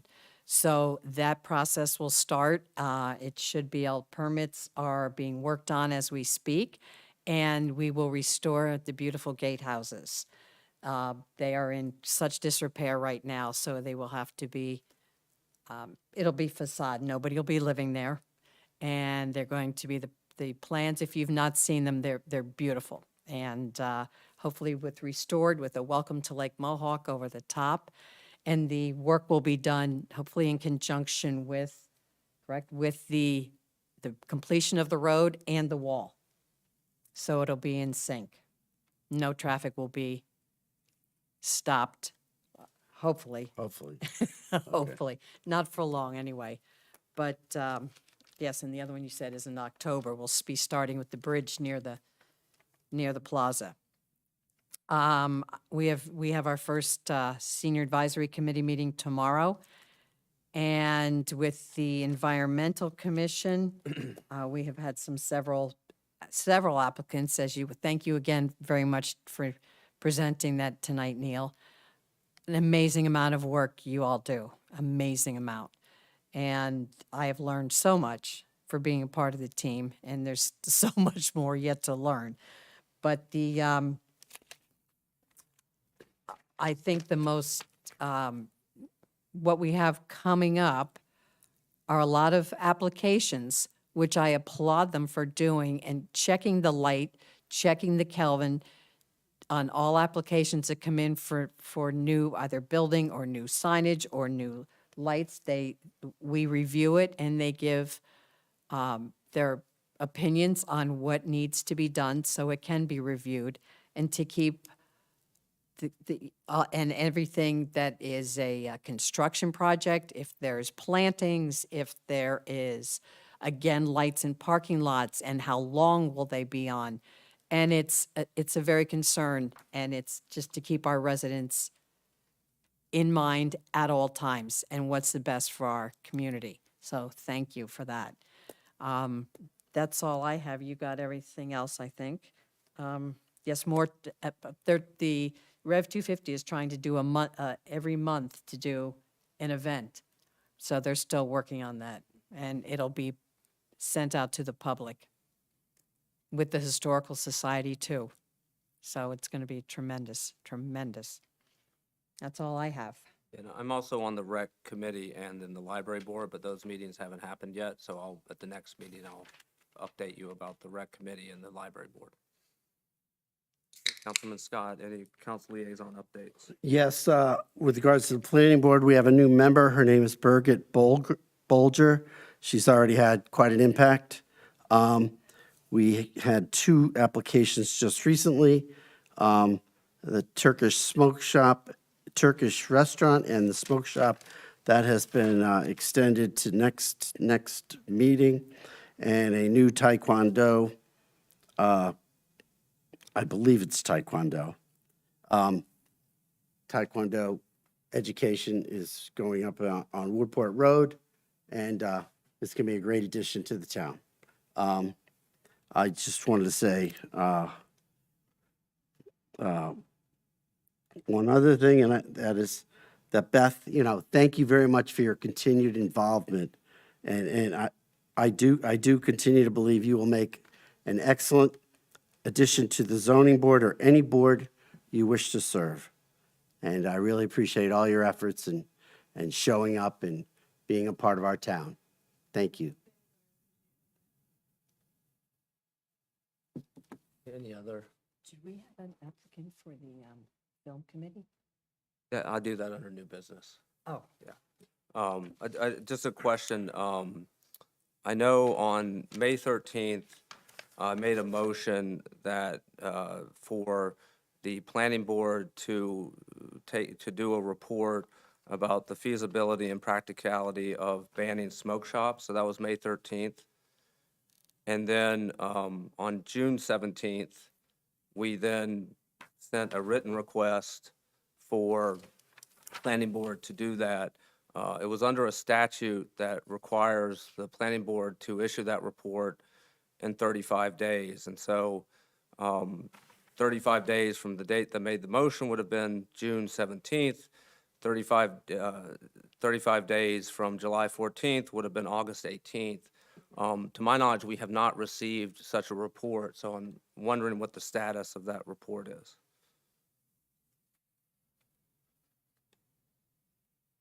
I don't have an answer on that. Okay. Okay, so we hope to receive that. As you know, I know that you and others are very concerned about cannabis, and I just kind of figured that that would be something that the planning board and those on it would take up. Again, it was designed to prevent the unlawful distribution of cannabis that has been cycled through these smoke shops in Sparta. So we look forward to receiving that. Another question I had was, and this comes from, I noticed someone had recently posted about what would you like to see in Sparta as far as amenities and services. And one of the things that they mentioned was more ethnic restaurants. And so I know you had alluded to the Turkish restaurant, and that seems to have been around for quite some time. What do we have any, I guess, what's the holdup with respect to that Mediterranean restaurant? Like, why hasn't it been able to open? If you could just, because people keep asking me, and I'm saying, I'm not on the planning board, I don't know. So what's the answer to that? Well, the answer is they just came in front of us the other day. They brought in a 2015 survey. Maybe it was a 2010 survey, whatever. It was, and it did not reflect what's accurately happening on the property. The property doesn't appear to have enough parking spaces. It's next to the most dangerous area in our town in terms of traffic. And so the planning board wants to make sure that that we get a correct site plan and understand what's going on the property. There are multiple uses there. And also we want to make sure there's enough parking spaces, or that we figure out a way to do that. And also I just wanted to tell you that we did do the report and we submitted it to Dory. Did Dory not forward it to you? We finished with the report that you requested, sir. I haven't seen it. Okay, well, maybe you should talk to Dory. Thank you. I'll take care of it. Okay, and so when people ask, And I can't talk about an active application, really, at this I'm point. not asking, what I'm asking is. We're talking about the I'm gonna- smoke shop. No, it's more of a process question. Okay. Because what I get a lot is, well, why is it taking so long? It was a Italian restaurant, it was a Mexican restaurant, now it wants to be a Turkish Mediterranean restaurant. Why is it, what's your answer to them? Which it would help me when they ask me, because I don't know. Is that because of the plans, or what is it? Why, that's the question, is why, for this particular, going from restaurant to restaurant, is it taking so long to get this approval? We have a process in town. The process was set far earlier than me being involved, and the process was not followed by the applicant. And we really can't discuss this in open session. It's an open application, and I'd be glad to discuss it when it gets wrapped up. Okay. I'll make sure to send you an email. Okay.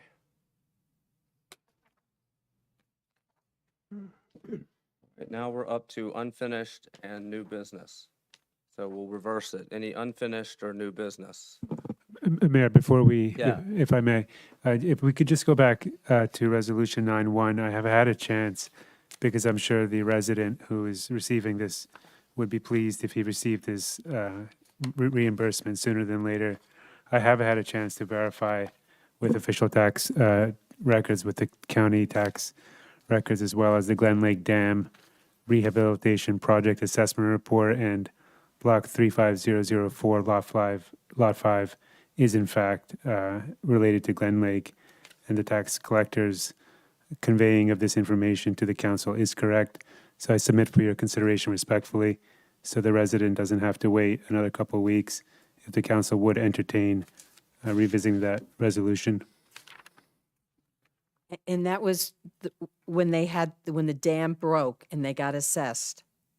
Yes, it was the subject of litigation and an Yes. assessment. Yeah, I remember. And this block and lot is in fact on both the report and the tax collector's official records.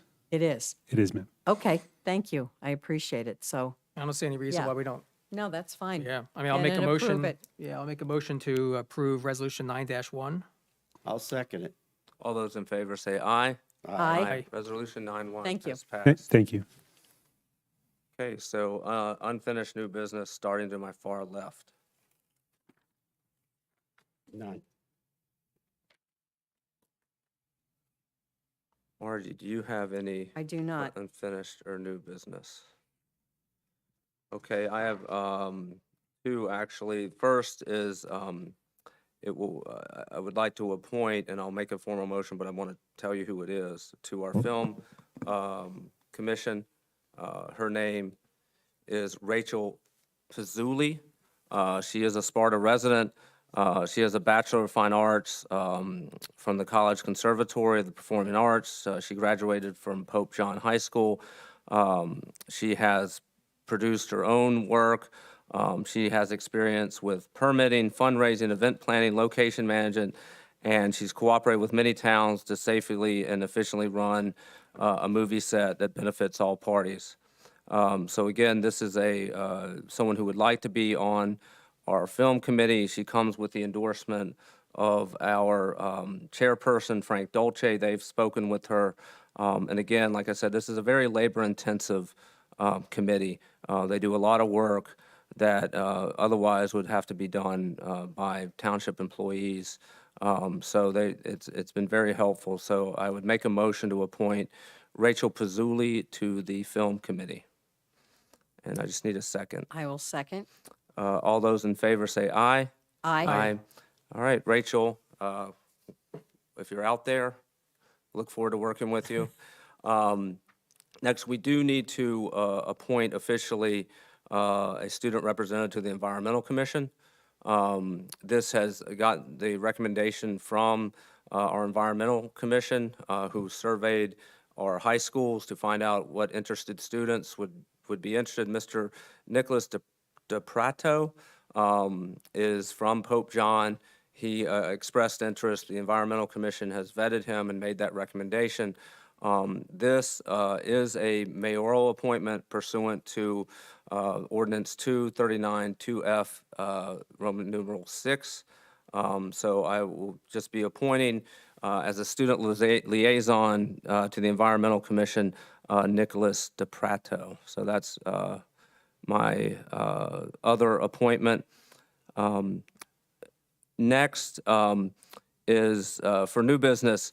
So folks may have seen when you descend down the hill to White Lake Plaza, those planters, right? Those pretty planters that you see. Well, they didn't happen by accident. They happened because of some committed people from Lake Mohawk who are sort of a Sparta, a Lake Mohawk beautification committee. And I think Councilman Scott and Councilman have alluded to them. So I went out and thanked them for the work, and they had what I think is a very good idea, which is we need to broaden this. Sparta could really benefit from a Sparta beautification committee patterned after what they are doing. And so what it would be is a committee of volunteers. What they would do is to find, the funding. You can get grants for this kind of thing. It would be their responsibility to help find the funding for such planners, figure out where those planners would go, and then maintain them. And I think that would be a way to, we could spruce up. It wouldn't put any financial responsibility or time responsibility on our township, because that's always an issue. And just a lesson that I've learned in these 3 years is it's really important to empower your committee people, to get them to do a lot of the work, to realize that's why they're there. They're not there just to have meetings and then go home and nothing gets accomplished. If you empower these folks, they will do it. And so I would like, we don't have to take a motion tonight, but I'd like for us to discuss, the formation of a Sparta beautification committee. patterned after the one in Lake Mohawk. So I hope we can do that. And look, we can try the committee. If no one signs up and it doesn't go anywhere, then okay, then that's fine. But I think, it's worth trying. And I know that the people who help out with that beautification, they like the idea. I don't know if they want to add to their additional responsibilities. But it really is a way you can actually see the impact that you have on your town, the contribution that you make when you do this beautification. So I hope we can do it. I'm not going to make the motion tonight to start it. I'd like us to discuss it and, maybe we change the parameters or whatever. But again, I think it's important to try to do this and really empower the volunteers so they can really make some concrete Well, I have- contributions. Yeah, I happen to know about that because I helped do that this summer. And I've never seen it look more beautiful. And I can't thank especially the two ladies that are in charge. And yeah, they do an incredible amount all over town as it is. And to get a committee of people to help, and donations and grants, and look what they do in Denville. It's beautiful, beautiful, but the town also Right. supports that. Right. The town in Denville, the town, they have a cart. Well, I want to say it's a sexy golf cart, and it has places for them to put their tools and the dirt, the sod, etc. Peat moss, whatever they call it, right? And it's on there. And these people are all volunteers. They were wearing the yellow reflectors, and the town buys the flowers and buys the fertilizer and buys the stuff to make it happen. Because, I think it's a great idea, Mayor. I think it's a fabulous idea. I just think that certainly we should give them a little jump start to put the hurdle of having them to have to raise all the we money can. and get it going. I think if the town could give them a, We could help with our grant writer. right. Yeah, I think so. And I think that, we'd get the committee off the ground and then they could come to us, say, look, we need $1,000 just to get this thing off the ground. Exactly. And then, so I would really empower them to come to us and say, let them do the due diligence and figure out, here's how towns who worry. have done this, how they fund it, how they, so it really, I don't think a lot of this we'd have to do up front. We'd really empower them to say, you come to us and tell us how you can, where you can get the money, how much do you need? Do you need some seed money? But I think we first have to see if we can populate this committee. And locate where we'd put it. But I honestly, whether you're coming from the lake, on a boat, in a car, through town, it is just magnificent. And Peggy, I can't thank you enough if you're out there. Yeah. Thank you, Peggy Laddie and the others on that committee. So, And again, we do have the grant writers and we do have the grant. Right, We right. have them here every month. They can search for related grants once we know we have a audience that's going to Yeah. jump on it. so we'll, I think all of us will take part and, we'll need some type of language for the committee. And then, Anna, and you can work on that and we'll all sort of pass it around. And then hopefully at a subsequent meeting, we will officially have a Sparta Beautification Committee. And then we'll just wait for people to hopefully volunteer and spread the word, so. And with that, I don't think I have any other unfinished or new business. And Dean, do you have any? Yep. Yeah, okay. Yeah, so thanks. Just wanted to talk about the planning board's focus and priorities a little bit. After watching the last couple of planning board meetings, as I frequently do, I just wanted to share two observations actually on how the planning board's dedicated volunteers are spending their time and energy, which I think is really important because there's so much work that they have to do. The first one is that there has been a lot of ongoing discussion over multiple meetings around the billing strategies and practices for our professionals. So that's the attorney, planning board planner, planning board engineer. Detailed minutia around payment structures and fees and billings of different parts of meetings and all that. And as I watch this, I just wanted to note, and maybe it's obvious or not, but the fiduciary responsibility ultimately is not with the dedicated volunteers on the planning board, right? That's not really their job. The fiduciary responsibility sits with the township council and also the town manager and the CFO and town employees. So they're the ones that actually are charged and are getting paid for, or in our case, are charged to watch out for how professionals are being paid and how taxpayer dollars are being spent. So I just wanted to put that reminder out there that I know the intention is well placed, but ultimately the decision doesn't belong there, and perhaps it's not the best use of the planning board time on all these meetings to debate continually the professionals and how they're paid and structured and the strategy for that. That's one observation. The second observation, we're really fortunate, unfortunate because it's taken 40 years, really fortunate to be in the middle of a massive master plan project initiative, right? Right in the middle of it. And again, I keep hearing about up here, and I keep hearing about it in the planning board meetings around design standards and getting a separate subcommittee, a separate project, and separate fees from professionals to look at design standards. And again, once and for all, design standards should be envisioned and directed by the master plan work, not a separate project. And I could see if the master plan work was just something we're joking about or talking about, and maybe it's coming down the road. We're in the middle of it. We're spending money on it. We're going to spend more money on it. So the master plan sets the vision, right, and the goals and the strategy. And that's based on all these focus groups, all this input from professionals, from the community. That's where the design standards should be reset. That's where the goals and objectives should be set as a strategy and as a vision. Then the details to enact that happen.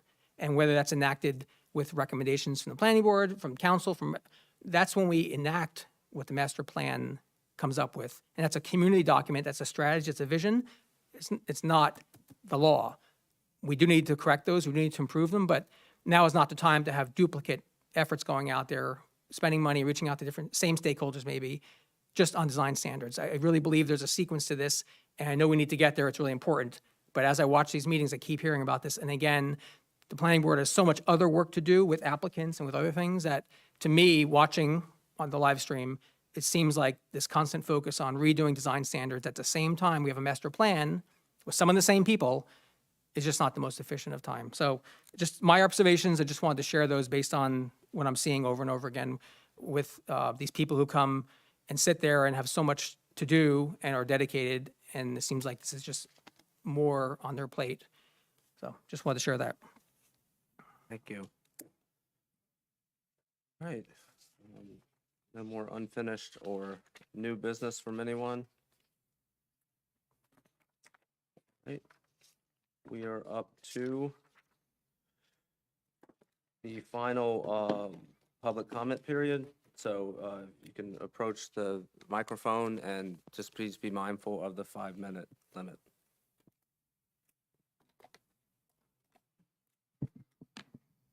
Hi, Beth Broderick, North Shore.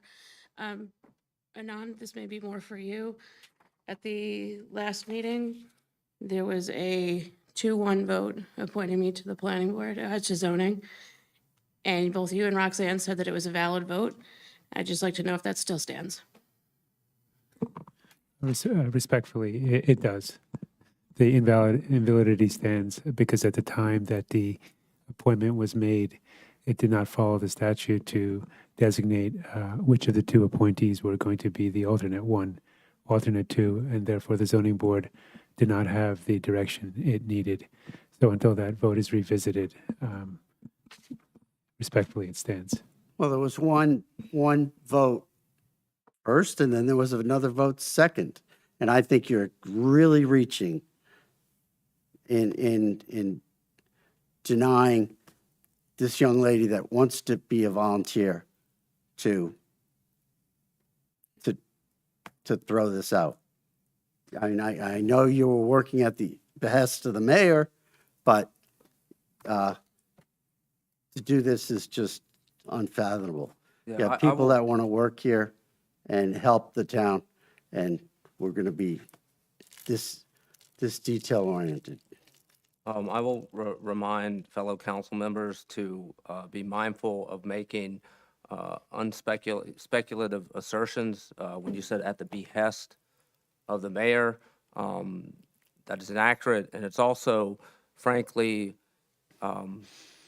insulting to the legal intelligence and work of On and Dash. He makes his decisions based on the law. He doesn't do anything at the behest of anyone. Right? And so the implication when you use Question. words like that is that he is doing something that is inappropriate or just because someone wants to. And someone who has practiced law as long as I have, that's a pretty bad insult. I'm sorry, to- no, I'm still on the clock. I That- have a couple other That's fine that you are. questions. I've given you time, but if so, I will let you carry, but I think that needs to be corrected when it happens. We do not need to be making Well, assertions we had a like first this. one and we had a second one. Mark, with all due respect, there was a vote for them two together, then there was a vote for each one separately, then there was another vote proposed for them and the Environmental Commission student liaison all Do together. it again in the future. So I there really was- don't want to talk yeah, about there it was with you. all, it was all clumped. I'm I'm done, speaking, I'm so I don't done, care if you Gene. don't want to hear. Don't give me the hand. So basically, there's three different proposals, so there is no clarity on which was alternate one, alternate two. That needs to be stipulated out loud in the meeting. It's pretty clear. Okay, so Okay. my next question is, thank you, Anand. Since there is no answer on filling that, on whatever is available, what are the next steps? Do we now, for all of the, not just zoning, but for all vacant positions, do we now have to wait until a decision is made at the next town council meeting? Or whenever it happens for the interviews? What is the anticipated length of time? Because you guys pointed out that there's only a handful of meetings left. So I want to make sure that everybody is clear, people that are applying, everybody, the whole world at this point. Is this going to drag out to next year? Are we looking at, waiting? And then is it going to be a lot of back and forth with, I can't meet, this one can't meet, will there be a time frame for setting up these interviews that honestly were kind of sprung on me, which I don't think is really fair halfway through everything, but whatever. Can you guys please put in that there's some kind of a time frame so that, because we have 3 or 4 more meetings for zoning, planning, and town council, can we please put some kind of stipulation in that we're not dragging this out so that we don't go from April to whenever for town council, for however long the alternate position is, however long the planning board vacancy is, because there is still one there and you have an alternate that has been very involved. So I want to make sure that if, say, nothing's done in December, that I know that I can be considered for January or March or wherever this is done, because you're putting a lot of people and a lot of town business on hold and in a holding pattern, and that's just not fair. And also, I'm just going to put that out there. I know that I'm running low on time, but I also want to clarify what the expectations are for everybody, and that everybody is on the same page. It's on the record. There's no more back and forth of what's going on, the expectations. I can pick this person, I can't pick this person, I don't like her, I hate her, I love her, whatever it is. We need to outline this and stop with the nonsense. And it has to apply for all appointees, not just me and anyone else that's applying, but make sure that it is a clear-cut, nonpartisan decision and that we are getting the best decision. We're not violating any kind of Faulkner Act stuff or anything like that. We're doing what's best for the residents of Sparta, the people that elected you guys to those positions, and we're not creating a more hostile environment than what we've been dealing with for months. Is that a fair expectation? You have anything else? I don't want to answer your Okay, question that's- without taking up any more of your time. There's no need to be snarky, Neil. No, But I'm that's asking. number one. Number two, I just want to clarify that we are in fact Faulkner, so nonpartisan. I just want to make sure we're on the same page there and it's not, a political thing. Again, not being snarky. Next question, when is the next Sparta Lake Mohawk meeting? Because I know that they kind of dropped off for a couple months. The next question is, Mr. Zepp, since the Lake Mohawk, the West Shore Trail Bridge is starting in the next couple of months, how far along are we with traffic? Because we all know that some of those roads cannot handle a huge amount of traffic and it's going to be a huge learning curve. Like, what's the process with that? I'd refer that question to your country club engineer, Sabine Watson. I know that she's covered a lot of that. We work together in mostly notifying the residents with all the construction work that's going to be done. That type of question there, because it's being handled by mostly your engineer? Last I heard was, I believe, 2 meetings ago at the Board of Trustees, and she said it was still being worked out with the town because you guys are enforcement and traffic control and everything like that.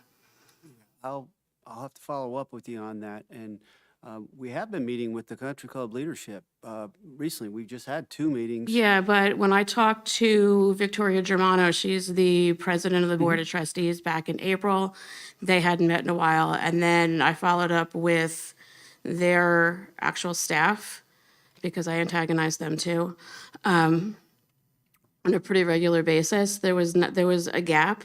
And they even said, yeah, we finally started, we just resumed meeting with the town on a regular basis. It had fallen off. So I just want to know when the next town and Lake Mohawk meeting is. We've been trying to do it every month, so I think it'll be scheduled again pending, people's availabilities. It's tough to coordinate that, but I believe it'll be in about another month. Okay, because I can also check with Susan Egan to see if, because I think she's the one that schedules that. So I see her pretty frequently. I can check with her on that. Yep. All right, and that's all I have right now. I'll email everybody else my other stuff. Okay, thank you. Beth, also to clarify, you mentioned about 3-4 meetings left this year. When I spoke before, I was saying that there was 3 meetings left before we'd have a 5th person up here because of the election in November. There should be a few more meetings, right, in November and December. So just to Depending clarify. on holidays and stuff like that, because with Thanksgiving and Christmas and everything like that, I think last year, in prior years There'll anyway. be at least 2, right? The 3rd maybe. Who knows about the 3rd? I'm not sure where the It's calendar dependent falls. on the schedule and where everything falls, because if you're looking at the 4th week of December, Right, right. I don't know that there's going to be zoning or town council. And then with Thanksgiving, I don't know how that affects. Yeah, I there think should it's be at least 2 planning. more. I just wanted to make sure you didn't go walk away with the idea that there's only 3 meetings left this year. Okay, I apologize for coming on strongly, but it's pretty frustrating when it's been months and months and months of vacancies and trying to get stuff done. And I'm not speaking specifically about my situation, but it's just really frustrating when other people want to get involved and stuff needs to get done. And we're spending a lot of time not getting it done. You're a planning board and half the meeting is spent on other stuff that's not really specific to decisions made for the planning board or by the planning board. And it just seems like everything's getting punted. And then you hear, well, nothing's getting done. I think at this point, we need to set aside the personal agendas and focus on what really matters and not the politics or personal agendas with all of it. We need to be grown-ups. Agreed. Well, just to be clear, you keep using the phrase, things aren't getting done, right? On the zoning board, I think the zoning board would disagree with you. And we've had that conversation with them. There's no work not getting done because they haven't filled an alternate position. And I know that's a phrase that people like to use when they're making an argument, but it's not a phrase, it may be a phrase, you don't need to come up, you don't get another opportunity, Beth, that's not how this works. I'll email you my follow-up on that and how they asked for help and didn't get it. Okay, that's fine. But this idea that work, applications are getting held in abeyance or they can't, is not accurate. Twisting my words. And then, to your comment about, you had an assumption in your question that somehow an appointment would be based on, partisan reasons. It's going to be based on the person's qualifications. And not every person who comes before is entitled to an appointment on a committee. That's going to be up to the town council, and we all have different things that we think would make a person a contributing member of these boards, right? It's not going to be your affiliation. And, I've learned along the way that certain traits that I thought would be helpful have proven not to be. And so I've learned from that. And so I'm on the lookout for those traits. And when I see them, they will give me pause about who I decide to put on these planning boards and zoning boards. And that's just something I've learned along the way. And that's what at least I will do. It will not be based on, I don't look at your partisan affiliation at all when it has to do with planning and zoning, because what really matters is that person's orientation and how they present themselves. And there's certain things that I've learned along the way that now give me pause about people who would be better on that side of the dais and not on this side. So with that, I have no further comment on it. All right, any other person, member of the public? Joanne Scally. First of all, I want to apologize, but I got a little emotional, and maybe I even crossed the line into disrespect. And I apologize for that, but I stand by what I said. My parents, my mom and dad taught me good ethics, honesty, respect, hard work. You're only as good as your word. So I stand by all that. I apologize if I got overly emotional, but I stand by everything else. And you said that you don't remember disrespecting me or saying anything about, give my regards to Christine and Josh. I'll remind you to go back and look at the April 22nd meeting, and you'll see that, yes, you did. As I turned my back, you said it. That was very disrespectful. As to the quorum, I always said a quorum is a quorum. And I know that night I was watching, and there was 3 as a quorum, and they voted Beth in. And at first, Mr. Scott said both together. And then Mr. Dash said you should put a vote for individual ones. So my question is, if you were given legal advice on not giving both of their names, like when he said Beth and I forget the other person's name, why didn't you give him legal advice that you have to say alternate 1, alternate 2? I'm going to object. Sorry to do the lawyer part. You asked about legal advice. That's attorney-client privilege. He can't tell you Well, why okay, he then I'm gave the saying advice that he he gave him did. advice. That would impugn the attorney-client privilege. Okay, then he gave him advice publicly here not to include both members, to do 2 separate votes. Then why didn't he tell him that you have to do alternate 1, alternate 2? Or could it be that Mark said Beth's name first? Is that alternate 1 then? My thing is just, why wasn't Scott told that you have to say alternate 1, alternate 2, if he's already told you have to do separate votes? That's my only question. And I think it's a good question. So that's it. But again, my apologies. I was a little emotional, but I was just brought up that way. I taught my kids to be honest. I taught my kids to be respectful. I taught my kids good work ethic, good ethics overall. And I don't see it here.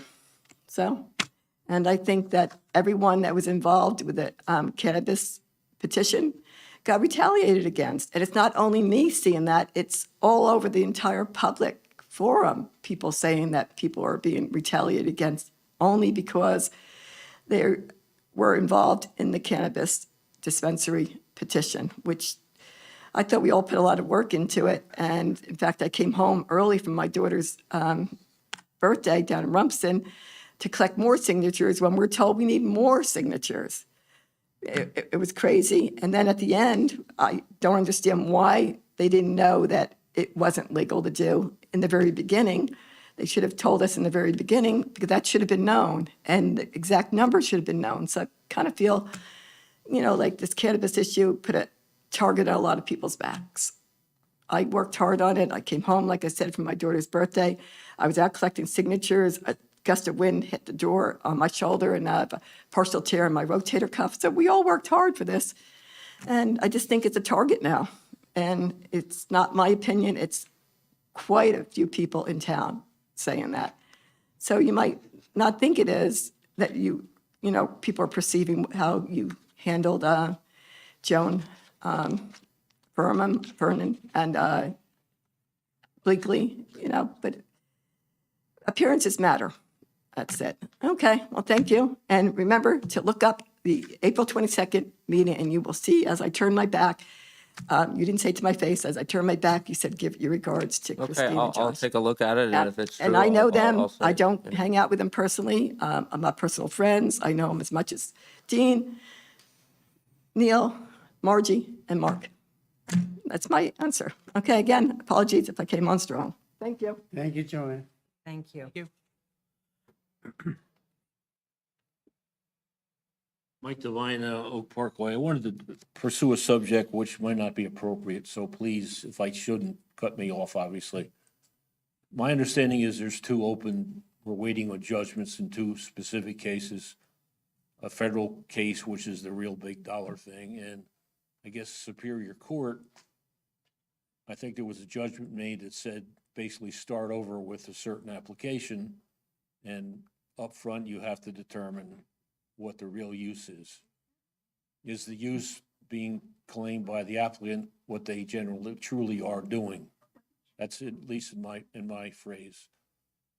My concern really gets down to the fact that the upcoming election, without being too specific, is going to ride on that, how people stand on with respect to that situation.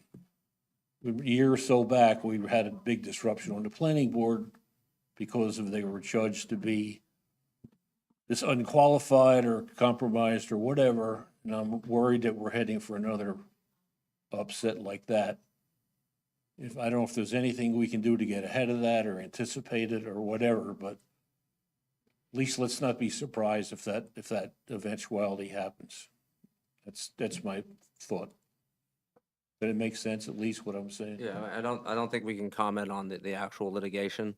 Yeah, I didn't think so, but I yeah. just, okay, thanks. But yeah, on your latter point, people would do really well to rejudge Minkowitz's order again. Because that applies not only to the case before it, but in future cases. And so that order and the behavior of planning board, zoning board members, they should be guided accordingly by that, and they should hopefully get instruction about what that means beyond the four corners of the matter. That has implications for how planning board and zoning board members can conduct themselves, and so they should be, and us too.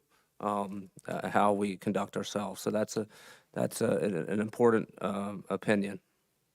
That might be some action to take to try to encourage people to read that and recognize what the implications are for their behavior.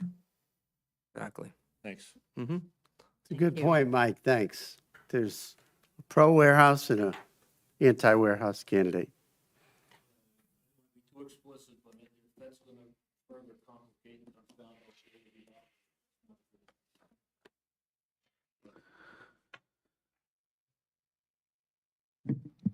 Hi, Ron Day again. I never like following Mike because he always talks as the voice of reason. It's just a hard act to follow, but I appreciate he's there. Two little guys in the room. So budget part two.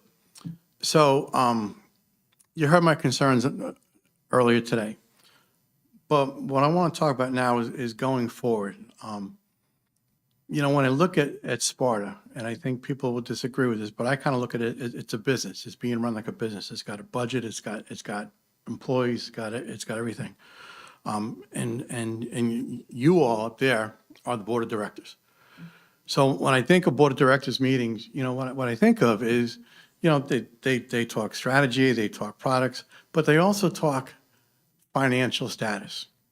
And I know as part of each meeting, we talk about approving the expenditures. But what I'd really like to see, and I'd like to recommend, and maybe it's a quarterly basis, it's not certainly every meeting, but maybe there's a portion of the meeting that's dedicated to kind of updating us as the residents paying the taxes is what is the status of Sparta financially? And I think it comes down to me to four questions. And I've mentioned these in the past meetings. How are we doing in terms of our expenditures? Are we in track or do we anticipate exceeding them? How are we doing in terms of revenues?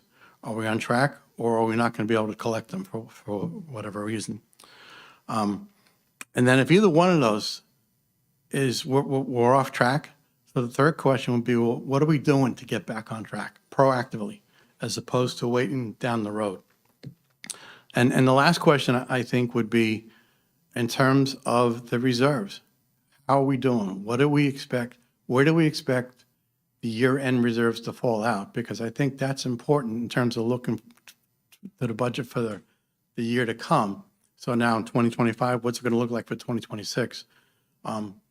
Do we need it? And I think there's got to be some type of an integration between the years. And it's probably there and I'm just not seeing it. So that's why I'm asking, I think, just a couple minute presentation or a couple bullet points on, here's the financial status of Sparta as a township. So I ask that you give that consideration. Thank you. Thank you. Thank you. Any other public comments? Neil? Hi, Neil Sauerwein, 38 Sunset Trail. That number I gave you about the municipalities supporting the Superfund resolution, it was 22 in March, it's 46 as of the article I just pulled up. So there are more municipalities jumping on board. A lot of them are in the areas that are most hard hit by the cataclysmic storms we've had in New Jersey. New Jersey is one of the hardest hit states regarding climate change and weather-related events. So I'm a little disappointed that we couldn't pass this resolution. I didn't hear any arguments in opposition, so maybe, I don't know, maybe we can bring it up at our next Environmental Commission meeting and talk about it and maybe make it more palatable.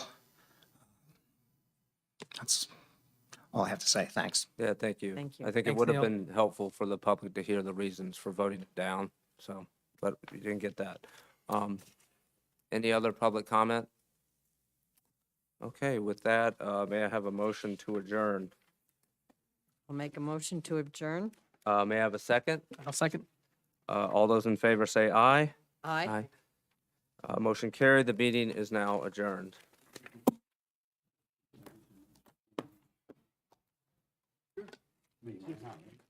What he's talking about, though, is he would love for things to be sort of divvied up nice. The budget doesn't work.